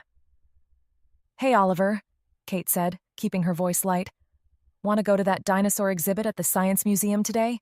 The one you've been asking about?" Oliver's face lit up. "Really?" "Yeah." "Will Lily come too?" They both glanced back toward the kitchen. Lily had turned around, spatula still in hand, looking at them. Lily forced a smile. "Of course." "Yay!" Oliver bounced on the couch. "Can we see the T-Rex? And the Triceratops? And—" "We can see all of them," Kate said softly, still looking at Lily. Lily turned back to the stove, but Kate could see the tension in her shoulders. The museum had a kids' area with a dig site simulation where children could brush sand off replica fossils. Oliver ran straight for it the moment he saw it, joining a handful of other kids already excavating plastic dinosaur bones. Kate and Lily stood a few feet away, watching him. For a while, neither of them spoke. Then Kate broke the silence. "He's noticed, you know." Lily glanced at her. "Noticed what?" "That you're not okay." Kate kept her eyes on Oliver, who was carefully brushing sand off a triceratops skull. "He asked me again last night if you were sad." Lily's throat tightened. "I'm sorry. I'm trying not to. I'm sorry I'm complicating things." Kate finally looked at her. "You're not eating." "What?" "I've noticed. You barely touched dinner the last few nights. You take your breakfast to your room." Kate's voice was gentle but firm. "Lily, are you okay?" Lily looked down at her hands. "I'm fine." "Do you really want to leave?" The question hung in the air between them. Lily didn't answer right away. When she did, her voice was quiet. "I don't. But at the same time, we need boundaries, right? That's what you said. So maybe leaving would make things easier." "Easier for who?" "For everyone." Kate turned to face her fully now. "Do you really think you leaving would make it easier for Oliver?" Lily's chest ached. "That day will come eventually. You know that. I'll have to leave one day either way. He'll start school, get older, won't need a nanny anymore. It's not forever." "But do you really want to leave?" Kate asked, her voice softer now. "Or is it because of what I said? Our last conversation?" Lily met her eyes, and for a moment, neither of them looked away. "I can't force you to stay," Kate said quietly. "But I also don't want you to leave." "I don't want to leave either," Lily whispered. "But—" They held each other's gaze. The noise of the museum faded around them.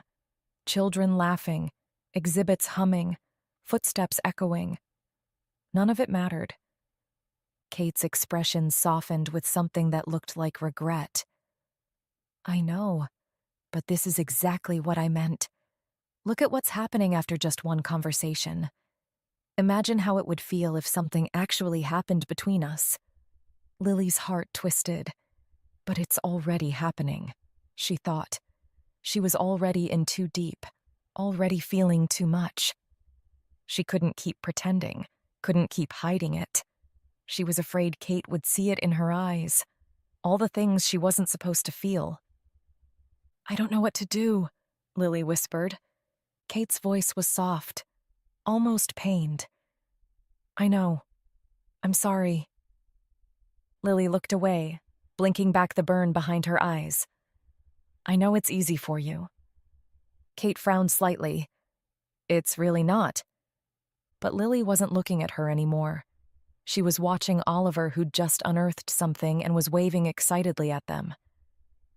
Kate thought Lily was talking about pretending, about maintaining distance, about not caring. She didn't realize Lily thought she was talking about someone else entirely. "I should—" Lily gestured toward Oliver. "He wants to show us something." Kate nodded, letting her go. They spent the rest of the afternoon moving through exhibits, both of them performing normalcy for Oliver's sake. But something had shifted, something unspoken and heavy that neither of them knew how to carry.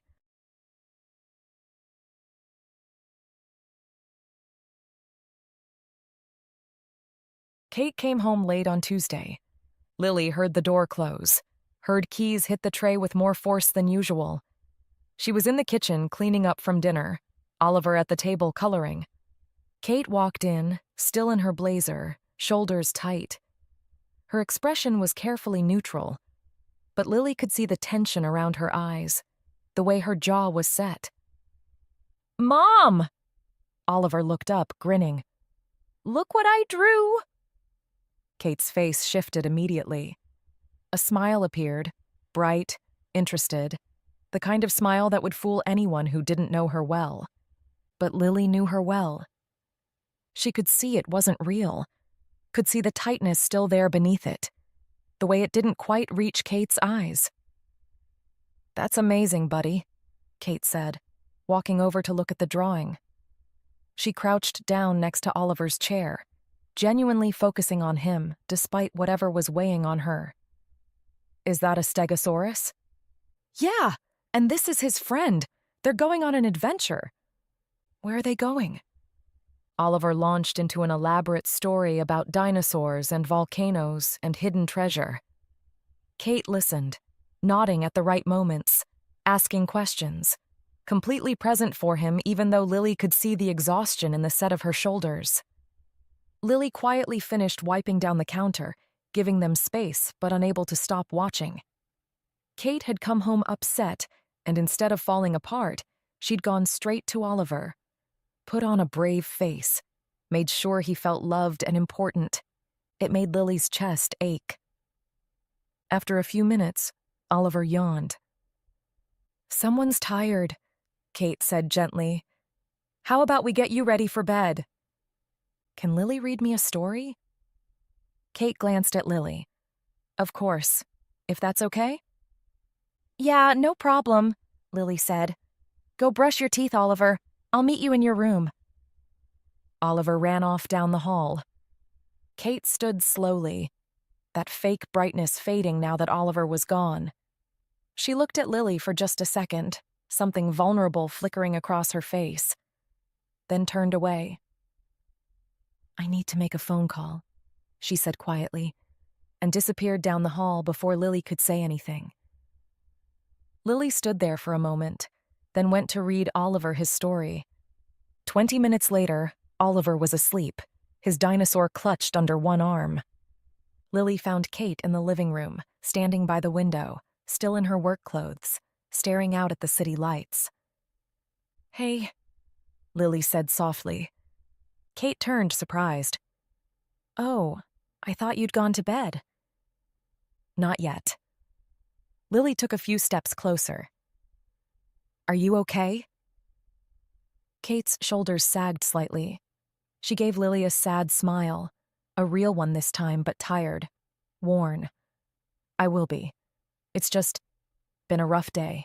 Lost a big client. 3 years of work, gone because they found someone cheaper. She shook her head. It happens in this business. I know that. It just stings. I'm sorry. It'll get better, Kate said, like she was trying to convince herself. It always does. Lily wanted to reach out, to offer some kind of comfort, but they'd been so careful with each other lately that she didn't know if she was allowed. Kate must have seen something in her expression because her smile softened. Thank you, Kate said quietly. For what? For caring. Kate's voice was gentle, almost surprised, like she hadn't expected it. You didn't have to check on me. I know things have been complicated between us, but you still did. Lily's throat tightened. Of course I did. They looked at each other for a long moment. The distance between them felt both vast and impossibly small. I should go to bed, Kate said finally, but she didn't move right away. Yeah, me too. Neither of them moved.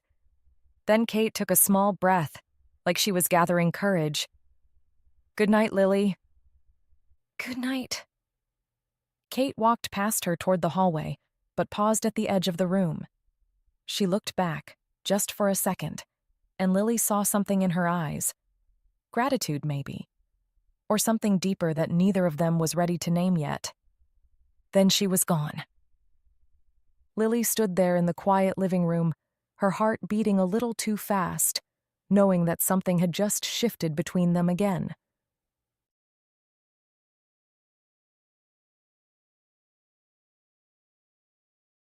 At 2:47 a.m., Lily was still awake. She'd been tossing and turning for the past hour, her mind replaying the conversation with Kate.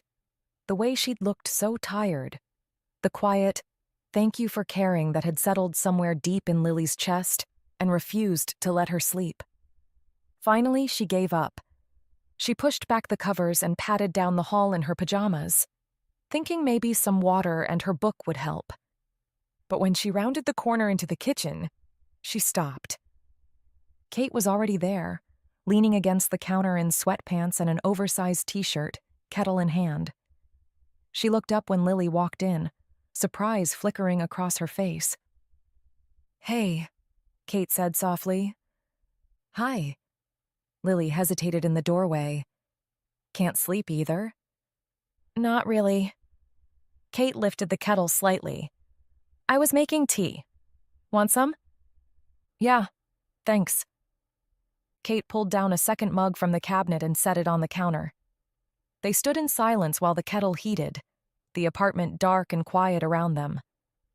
"Chamomile or peppermint?" Kate asked. "Chamomile." Kate nodded and prepared both mugs. When the kettle clicked off, she poured the water and slid one across the counter to Lilly. "Thanks," Lilly said, wrapping her hands around it. They stood there, neither quite knowing what to say. The conversation from earlier still hung in the air between them. Kate's vulnerability, Lilly's care, the careful way they'd been circling each other for weeks. "I keep thinking about what you said," Kate said finally, staring down at her mug. "Earlier. About caring." Lily's heart picked up. "Yeah?" "I didn't expect it," Kate admitted. "After everything, after I pushed you away, I thought, I don't know what I thought, that you'd be angry maybe, or relieved to have space." "I wasn't relieved." Kate looked up at her then. "No? No?" Lilly took a sip of tea, using the moment to gather courage. "I was miserable. I thought you wanted me gone, that I was making things harder for you." "You weren't," Kate said quickly. "You're not. I was just—" She trailed off, searching for words. "I was scared, of messing things up, of hurting Oliver, of wanting something I shouldn't want." The air between them felt charged. Lilly set her mug down carefully. "What if it's not about should or shouldn't?" "What do you mean?" "I mean, what if we stopped trying to do the right thing and just, I don't know, let ourselves be honest?" Kate was quiet for a moment. "I don't know if I know how to do that." "Me neither," Lilly admitted. "But maybe that's okay." Kate's lips curved into a small, tired smile. "When did you get so wise?" "I'm not wise. I'm just tired of pretending I don't care about you." The words hung in the air. Kate's expression shifted, something vulnerable and raw crossing her face. "Lilly—" "You don't have to say anything," Lilly said quickly. I wanted you to know that I'm not going anywhere, even when things are complicated, even when we're both terrible at figuring this out." Kate was looking at her like she wanted to say something, like there were 1,000 words caught in her throat. But instead, she just nodded. "Thank you," she said softly. They stood there in the quiet kitchen, steam rising from their mugs, the distance between them feeling smaller than it had in weeks. "Can I ask you something?" Kate said after a moment. "Yeah." "Why couldn't you sleep?" Lilly looked down at her tea. "I was worried about you." Kate's breath caught slightly. Yeah. Lilly met her eyes. "I know you said it'll get better, but I also know you don't like to fall apart in front of people, even when you should." Kate smiled, sad but real. "You see too much." "Is that a bad thing?" "No," Kate said quietly. "It's terrifying, but it's not bad." They finished their tea in comfortable silence, and when Lilly finally said goodnight 20 minutes later, Kate reached out and touched her arm. Just briefly. Just enough. "I'm glad you came out here," Kate said. "Me too." Lilly went back to her room, her heart lighter, her mind finally quiet enough to sleep.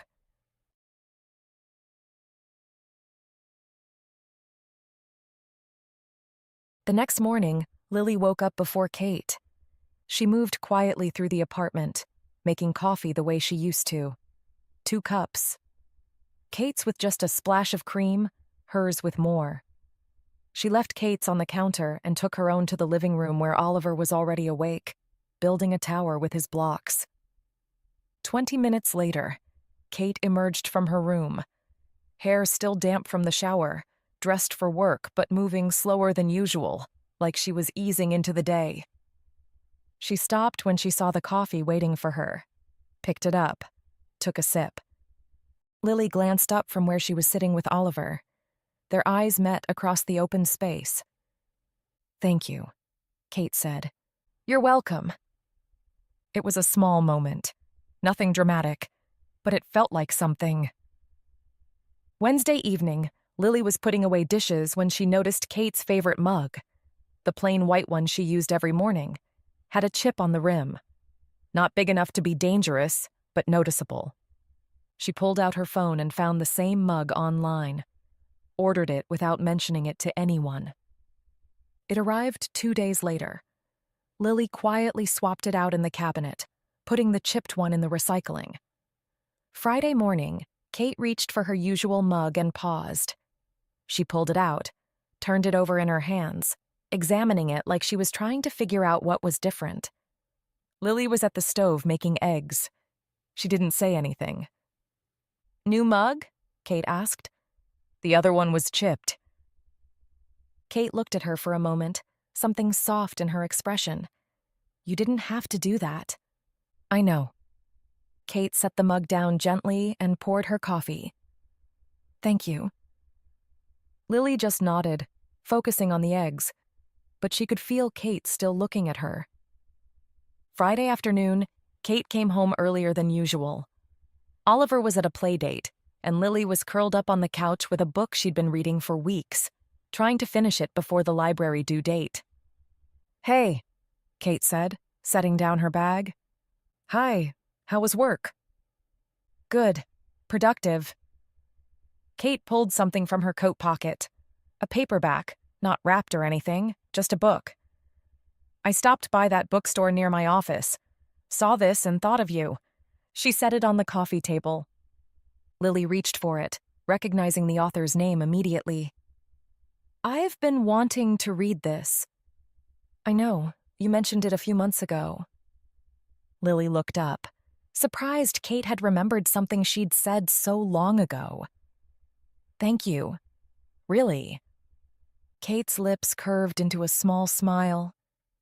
"You're welcome." She didn't leave right away, just stood there for a moment, like she wanted to say something else but wasn't sure how. "I should let you get back to your book," Kate said finally. "You're not interrupting." Still, Kate picked up her bag. "I'm going to change." But before she walked away, she glanced back at Lily, and there was something in her expression. Warmth, maybe. Gratitude. Something Kate hadn't realized she was looking for. By Sunday, the apartment felt different again. Not the way it used to be. They weren't quite there yet. But the coldness had thawed. The careful distance had shrunk. They moved around each other more easily now, smiled more, talked more. Oliver noticed. "You're happy again," he said to Lily while they were drawing together at the kitchen table. Lily looked at him, surprised. "Was I not happy before?" "You were quiet," Oliver said, selecting a blue crayon. "And Mom was quiet, but now you're both smiley." Lily's throat tightened. "Yeah, I guess we are." That evening, when Kate came home from running errands, she found Lily and Oliver in the kitchen making cookies. Flour everywhere, music playing, both of them laughing about something. Kate stood in the doorway for a moment, just watching. And when Lily turned and saw her there, she smiled, a real one, warm and easy. And Kate felt steadier than she had all day. "Want to help?"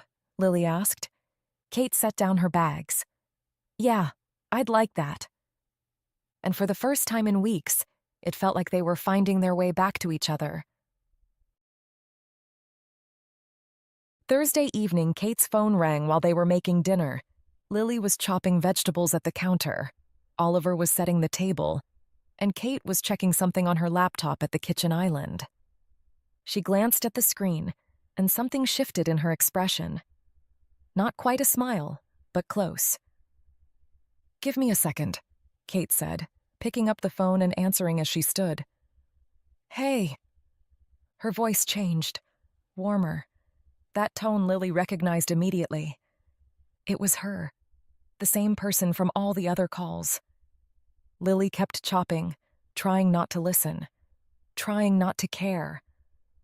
"How was the trip?" Kate asked, walking toward the living room but not quite leaving the kitchen. "Everything goes smoothly." There was laughter on the other end, loud enough that Lilly could hear it. Kate smiled. "Of course you did. I wouldn't expect anything less." Lily's grip tightened on the knife. "Yeah, we're still on for Saturday," Kate said. "Can't wait to see you." Lily's hand faltered. The knife slipped slightly, not enough to cut herself, but close enough that she had to stop and breathe. Oliver looked up from the table. "Who are you talking to, Mom?" Kate glanced at him and mouthed, "A client," while holding up one finger. She stepped farther into the living room, her voice dropping lower. But the apartment was open, and sound carried. Lilly heard pieces, fragments. "You're ridiculous," Kate said, laughing softly at something. More laughter from the other end. "Don't start with me." Kate's tone was playful, teasing, the way it had been during all the other calls. Lilly set the knife down and gripped the edge of the counter. It was the same woman, the one Kate had been talking to for weeks, the one she was trying to impress, the one who was coming on Saturday. "Can't wait to see you." Lilly took a slow breath and forced herself to keep moving. Forced herself to finish chopping the vegetables, to put them in the pan, to act like everything was fine. A few minutes later, Kate came back into the kitchen, sliding her phone into her pocket. "Sorry about that," she said. "It's fine," Lilly said, without looking at her. Kate hesitated, like she could sense something was off, but didn't push. "Dinner smells good." "Thanks." They moved around the kitchen in silence after that, the easy warmth from the past few days suddenly feeling fragile again. Oliver chattered away about his day, oblivious. But Lilly could barely focus on what he was saying. All she could think about was Saturday, and whoever was coming to see Kate.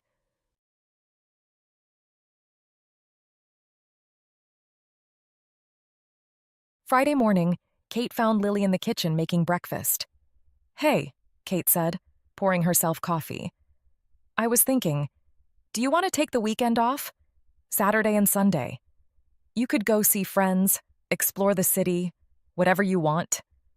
Lilly looked up, her heart suddenly pounding. "No, that's okay. I'm fine." Kate raised an eyebrow. "You sure? You've been working nonstop. I don't mind." "I'm sure," Lilly said quickly. Too quickly. Kate studied her for a second, then nodded. "Okay, if you change your mind, just let me know." She took a sip of coffee, then glanced toward the living room where Oliver was watching cartoons. She lowered her voice slightly. "I should mention, I'm having someone over for dinner tomorrow night, just a heads up." Lily's stomach dropped. "Oh, okay.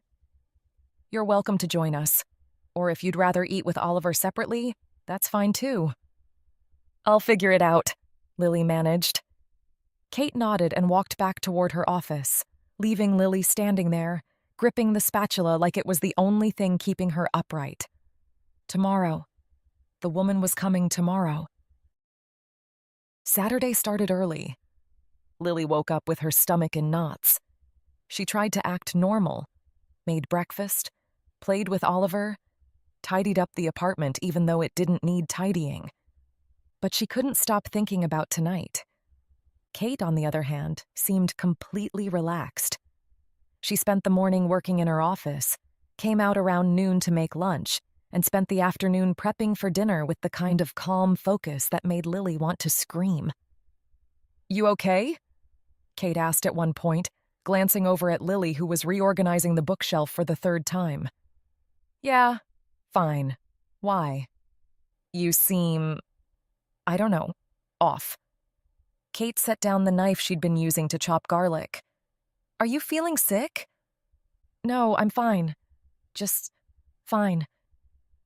Kate looked unconvinced but didn't push. By evening, Lily was a wreck.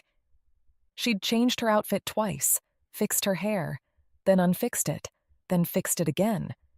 She told herself it didn't matter what she looked like. This wasn't about her. But she couldn't stop herself from caring. Kate was in the kitchen finishing up dinner prep, completely at ease in jeans and a casual sweater, hair loose around her shoulders. She looked relaxed, happy even. Lily felt like she might throw up. At 6:47, there was a knock at the door. Kate looked up from the stove. "Can you get that? I need to watch this before it burns." Lily's heart stopped. "Yeah, sure." She walked toward the door, her pulse racing. This was it. She was about to meet the woman Kate had been talking to for weeks, the woman she'd been flirting with, the woman she'd said she couldn't wait to see. Lily's hand hovered over the doorknob for just a second. Then she opened it. 2 women stood in the hallway. Lily blinked, confused. One had blonde, curly hair that fell in waves around her shoulders, wearing a leather jacket and the kind of confident grin that could light up a room. The other had long, dark hair, striking blue eyes, and an elegant presence that felt both warm and composed. "Hi," the blonde one said brightly. "You must be Lily. Oh my God, Kate was right. I'm Sam. This is my girlfriend, Valentina." Lily stood there, frozen, trying to process. 2 women. Sam and Valentina. Girlfriend. Hi," Lily managed. "Is Kate around?" Sam asked, already stepping inside like she'd been here 100 times before. "Yeah, she's in the kitchen." Sam grinned and headed straight for the kitchen. "Kate, we made it!" Valentina gave Lily a warm smile. "Sorry about her. She's been excited about this all week." Lily closed the door slowly and turned to see Sam pulling Kate into an enthusiastic hug. A friendly hug. The kind you give someone you've known forever. And then Valentina walked over and slipped her hand into Sam's, their fingers interlacing naturally. Lily's brain stuttered to a halt. Wait. From the living room came the sound of small, running feet. "Sam!" Oliver appeared like a tiny tornado, his face split into the biggest grin Lily had ever seen. He launched himself at Sam, who caught him midair and spun him around. "Oliver, look at you! Did you get taller? I swear you got taller," Sam said, holding him up like he weighed nothing. "I'm 5.5 now," Oliver announced proudly. 5.5? That's practically ancient. Soon you'll be taller than your mom. Kate and Valentina were both laughing. Kate walked over, shaking her head with an amused smile. "See? I told you the surprise would work perfectly." "You were so secretive about it," Valentina said, wrapping an arm around Kate's shoulders. "I thought you were planning something illegal with all those coded phone calls." "I had to be. If Oliver knew Sam was coming, he would have asked me about it every 5 minutes for 2 weeks straight." "Can we play dinosaurs after dinner?" Oliver asked Sam, still clinging to her. "Obviously. That's literally the only reason I flew here." Lily stood near the door, still trying to process what was happening. Girlfriend. Sam had a girlfriend. Kate hadn't been flirting with Sam. Kate had been talking about... Her brain was moving too slowly. "Lily!" Kate called, waving her over. "Come meet them properly." Lily walked over on autopilot. "This is Samantha," Sam, and her girlfriend Valentina. "Sam and I were roommates in college. Sam, Val, this is Lily." The famous Lily. Sam said, finally setting Oliver down and extending her hand with that huge grin. Kate literally has not shut up about you. Kate's eyes went wide. Sam. What? It's true. Every time we talked, it was, Lily did this, and Lily made Oliver laugh, and Lily is so good with him. Okay, that's enough, Kate said, her cheeks turning pink. Valentina laughed, a warm sound. It's nice to finally meet you. Kate speaks very highly of you. Lily shook both their hands, still feeling like she was in some kind of alternate reality. Dinner was chaos. Samantha had approximately zero filter and the energy of 3 people. She told loud, dramatic stories that made Oliver giggle uncontrollably. She teased Kate relentlessly. She and Valentina had this easy, playful dynamic, where Valentina would give her these amused, long-suffering looks whenever Sam said something outrageous. Lily sat there picking at her food, trying to keep up.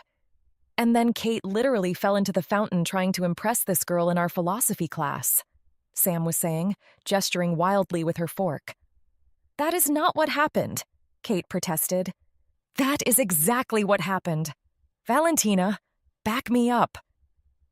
I've heard this story from multiple credible sources, Valentina said diplomatically, so I'm inclined to believe it's true. See? Kate groaned, covering her face with her hands. Lily found herself smiling despite her confusion. There was something infectious about Sam's energy. Oliver was building a tower out of his peas while Sam told another story about their college days. Something about Kate getting locked out of her dorm room at 3 a.m. You're making me sound like a disaster, Kate said. You were a disaster, Sam said cheerfully.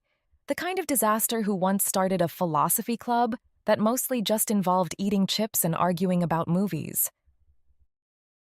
I was perfectly fine. Remember when you set up multiple alarms to go off at 2 a.m., then pretended you had no idea why Izzy woke up groggy? She was always so calm and unbothered. I wanted to test out a theory. You were wild back then. It's adorable how you try to deny it now, Sam said, grinning. Kate's cheeks flushed again, and she took a long sip of her wine. Oliver piped up. What's adorable? Your mom, Sam said without missing a beat. My mom is pretty, Oliver said matter-of-factly. Lily is pretty too. The table went quiet for just a second. Sam's grin got impossibly wider. The apple doesn't fall far from the tree. Sam, Valentina said quietly, a warning in her tone. What? The kid has inherited an excellent taste. Valentina chuckled, looking at Sam with so much affection it made Lily's chest ache. Kate shook her head. You're a menace. Oliver looked up from his pea tower. What's a menace? Your Aunt Sam, Kate said flatly. Oliver thought about it seriously. What does it mean? It means someone who causes trouble. Oh. Oliver nodded. Then yeah. Everyone burst out laughing, even Sam. Betrayed by my ride or die, Sam said, clutching her chest dramatically. This is a new low for me. Kate leaned back in her chair, a wicked smile spreading across her face. No, your lowest was still how awkward you were with Valentina after your initial encounter. That was your lowest, Sam. Sam's eyes widened. We are not talking about that at the dinner table. Why not? It's a great story. Kate, I swear, what happened? Oliver asked, looking between them. Valentina cut in smoothly. They're just talking about boring work stuff, buddy. But Sam wasn't done.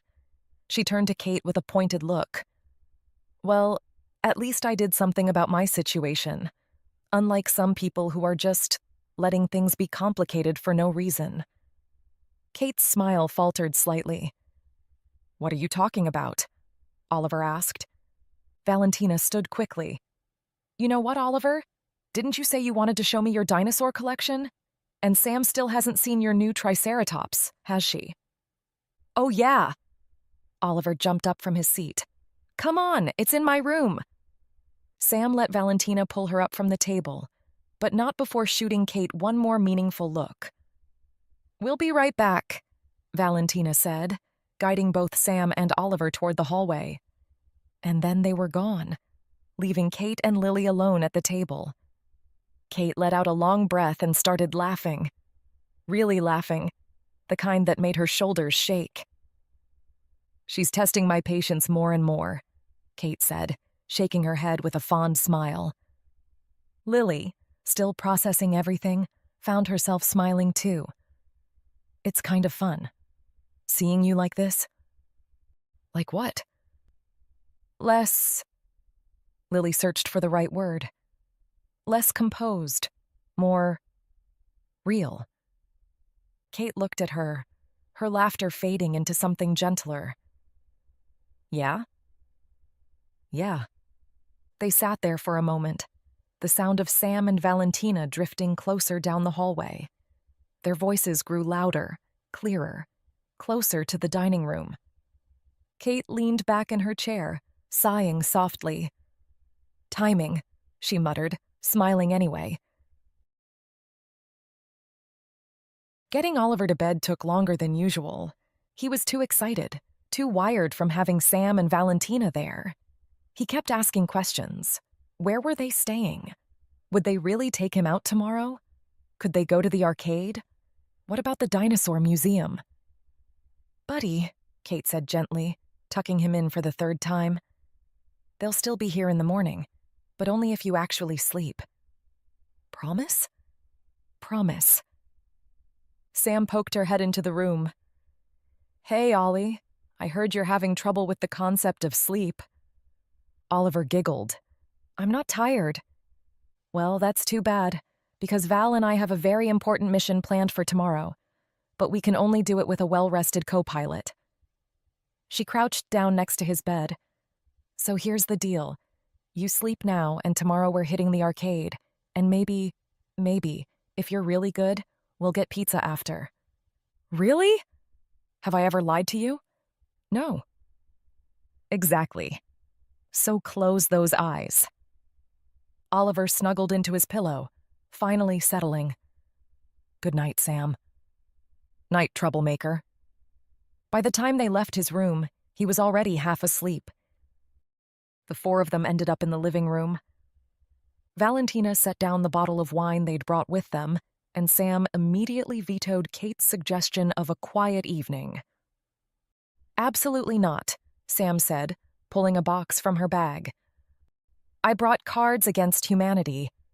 We're playing. Sam, no, Kate started. Sam, yes. Lily sat across from Kate, acutely aware of every time their eyes met. The game devolved into chaos almost immediately. Sam had no filter. Valentina kept winning with the most unexpectedly dark answers, and Kate was laughing so hard at one point that she had to wipe tears from her eyes. I forgot how competitive you get, Kate said, watching Valentina shuffle the cards for another round. You're one to talk, Valentina replied. Sam still has trauma from the time you destroyed her at Monopoly. That was one time, Sam started. Izzy told me that you didn't speak to Kate for 2 days, Valentina said. Because she bankrupted me, emotionally and financially. Lily was laughing, the wine making everything feel warm and easy. I need to hear this story. No, you don't, Sam said quickly. Kate grinned. Oh, you really do. As Kate launched into the story, Lily found herself relaxing into the moment. This felt normal, good, like sitting around with friends, except her heart kept doing complicated things every time Kate smiled at her. After another round, Sam leaned back against the couch, stretching. This is nice. Reminds me of that ski trip we took years ago, Val. Remember? The one where we basically just stayed in the cabin and played games for 3 days straight. Because you refused to learn how to ski, Valentina said, poking her. I didn't refuse. I made a smart adult decision that I valued my bones in their current unbroken state. I went back inside and discovered the hot tub. Sam grinned. Best decision I ever made. The mountains were beautiful, though, Valentina said, her voice softening. All that snow. It was peaceful. Lily smiled, listening to them banter. That sounds really nice. You ski? Sam asked. Oh no, I've actually never... Lily hesitated. I grew up in Miami. We didn't really do snow. Kate looked up at that, something shifting in her expression. You've never seen snow? I mean, I've seen it. In movies and stuff. Just never experienced it, I guess. Lily shrugged, trying to seem casual about it. It's not a big deal. That's a shame, Sam said. Snow is annoying, but in a magical way. Very compelling sales pitch, Valentina said dryly. I'm just saying, everyone should experience a good snowstorm at least once. The conversation moved on. Sam told another story, Valentina corrected half the details. But Lily noticed Kate had gone a little quiet, like she was thinking about something. An hour later, Sam and Valentina were getting ready to head back to their hotel. Thank you for dinner, Valentina said, hugging Kate at the door. It was really good to see you. You too. Both of you. Sam gave Kate a long, meaningful look. Don't be a stranger, and don't be an idiot. I have no idea what you're talking about, Kate said innocently. Sure you don't. Sam turned to Lily. It was so nice to finally meet you. Kate wasn't exaggerating. You're lovely. Sam, Kate said, her voice pained. What? I'm being nice. Valentina pulled Sam toward the elevator. Good night, Kate. Lily. Night, they both said. The door closed, leaving Kate and Lily alone in the quiet apartment. Sorry about her, Kate said, leaning against the door. She's a lot. I like her, Lily said honestly. Both of them. Yeah, me too. They stood there for a moment, neither quite knowing what to say, even though both of them wanted to say everything. In the quiet hallway, things felt different. But tomorrow would come, and Lily would be Oliver's nanny again, and Kate would be her boss. I should probably... Lily gestured toward her room. Yeah, it's late. Neither of them moved. Lily, Kate started. Good night, Kate, Lily said softly, and disappeared down the hall before Kate could finish whatever she'd been about to say. Kate stood there for a long moment after Lily's door closed, thinking about Miami, about snow, and about the way Lily's face had lit up when Sam talked about the mountains. Then she pulled out her phone and started searching for cabin rentals.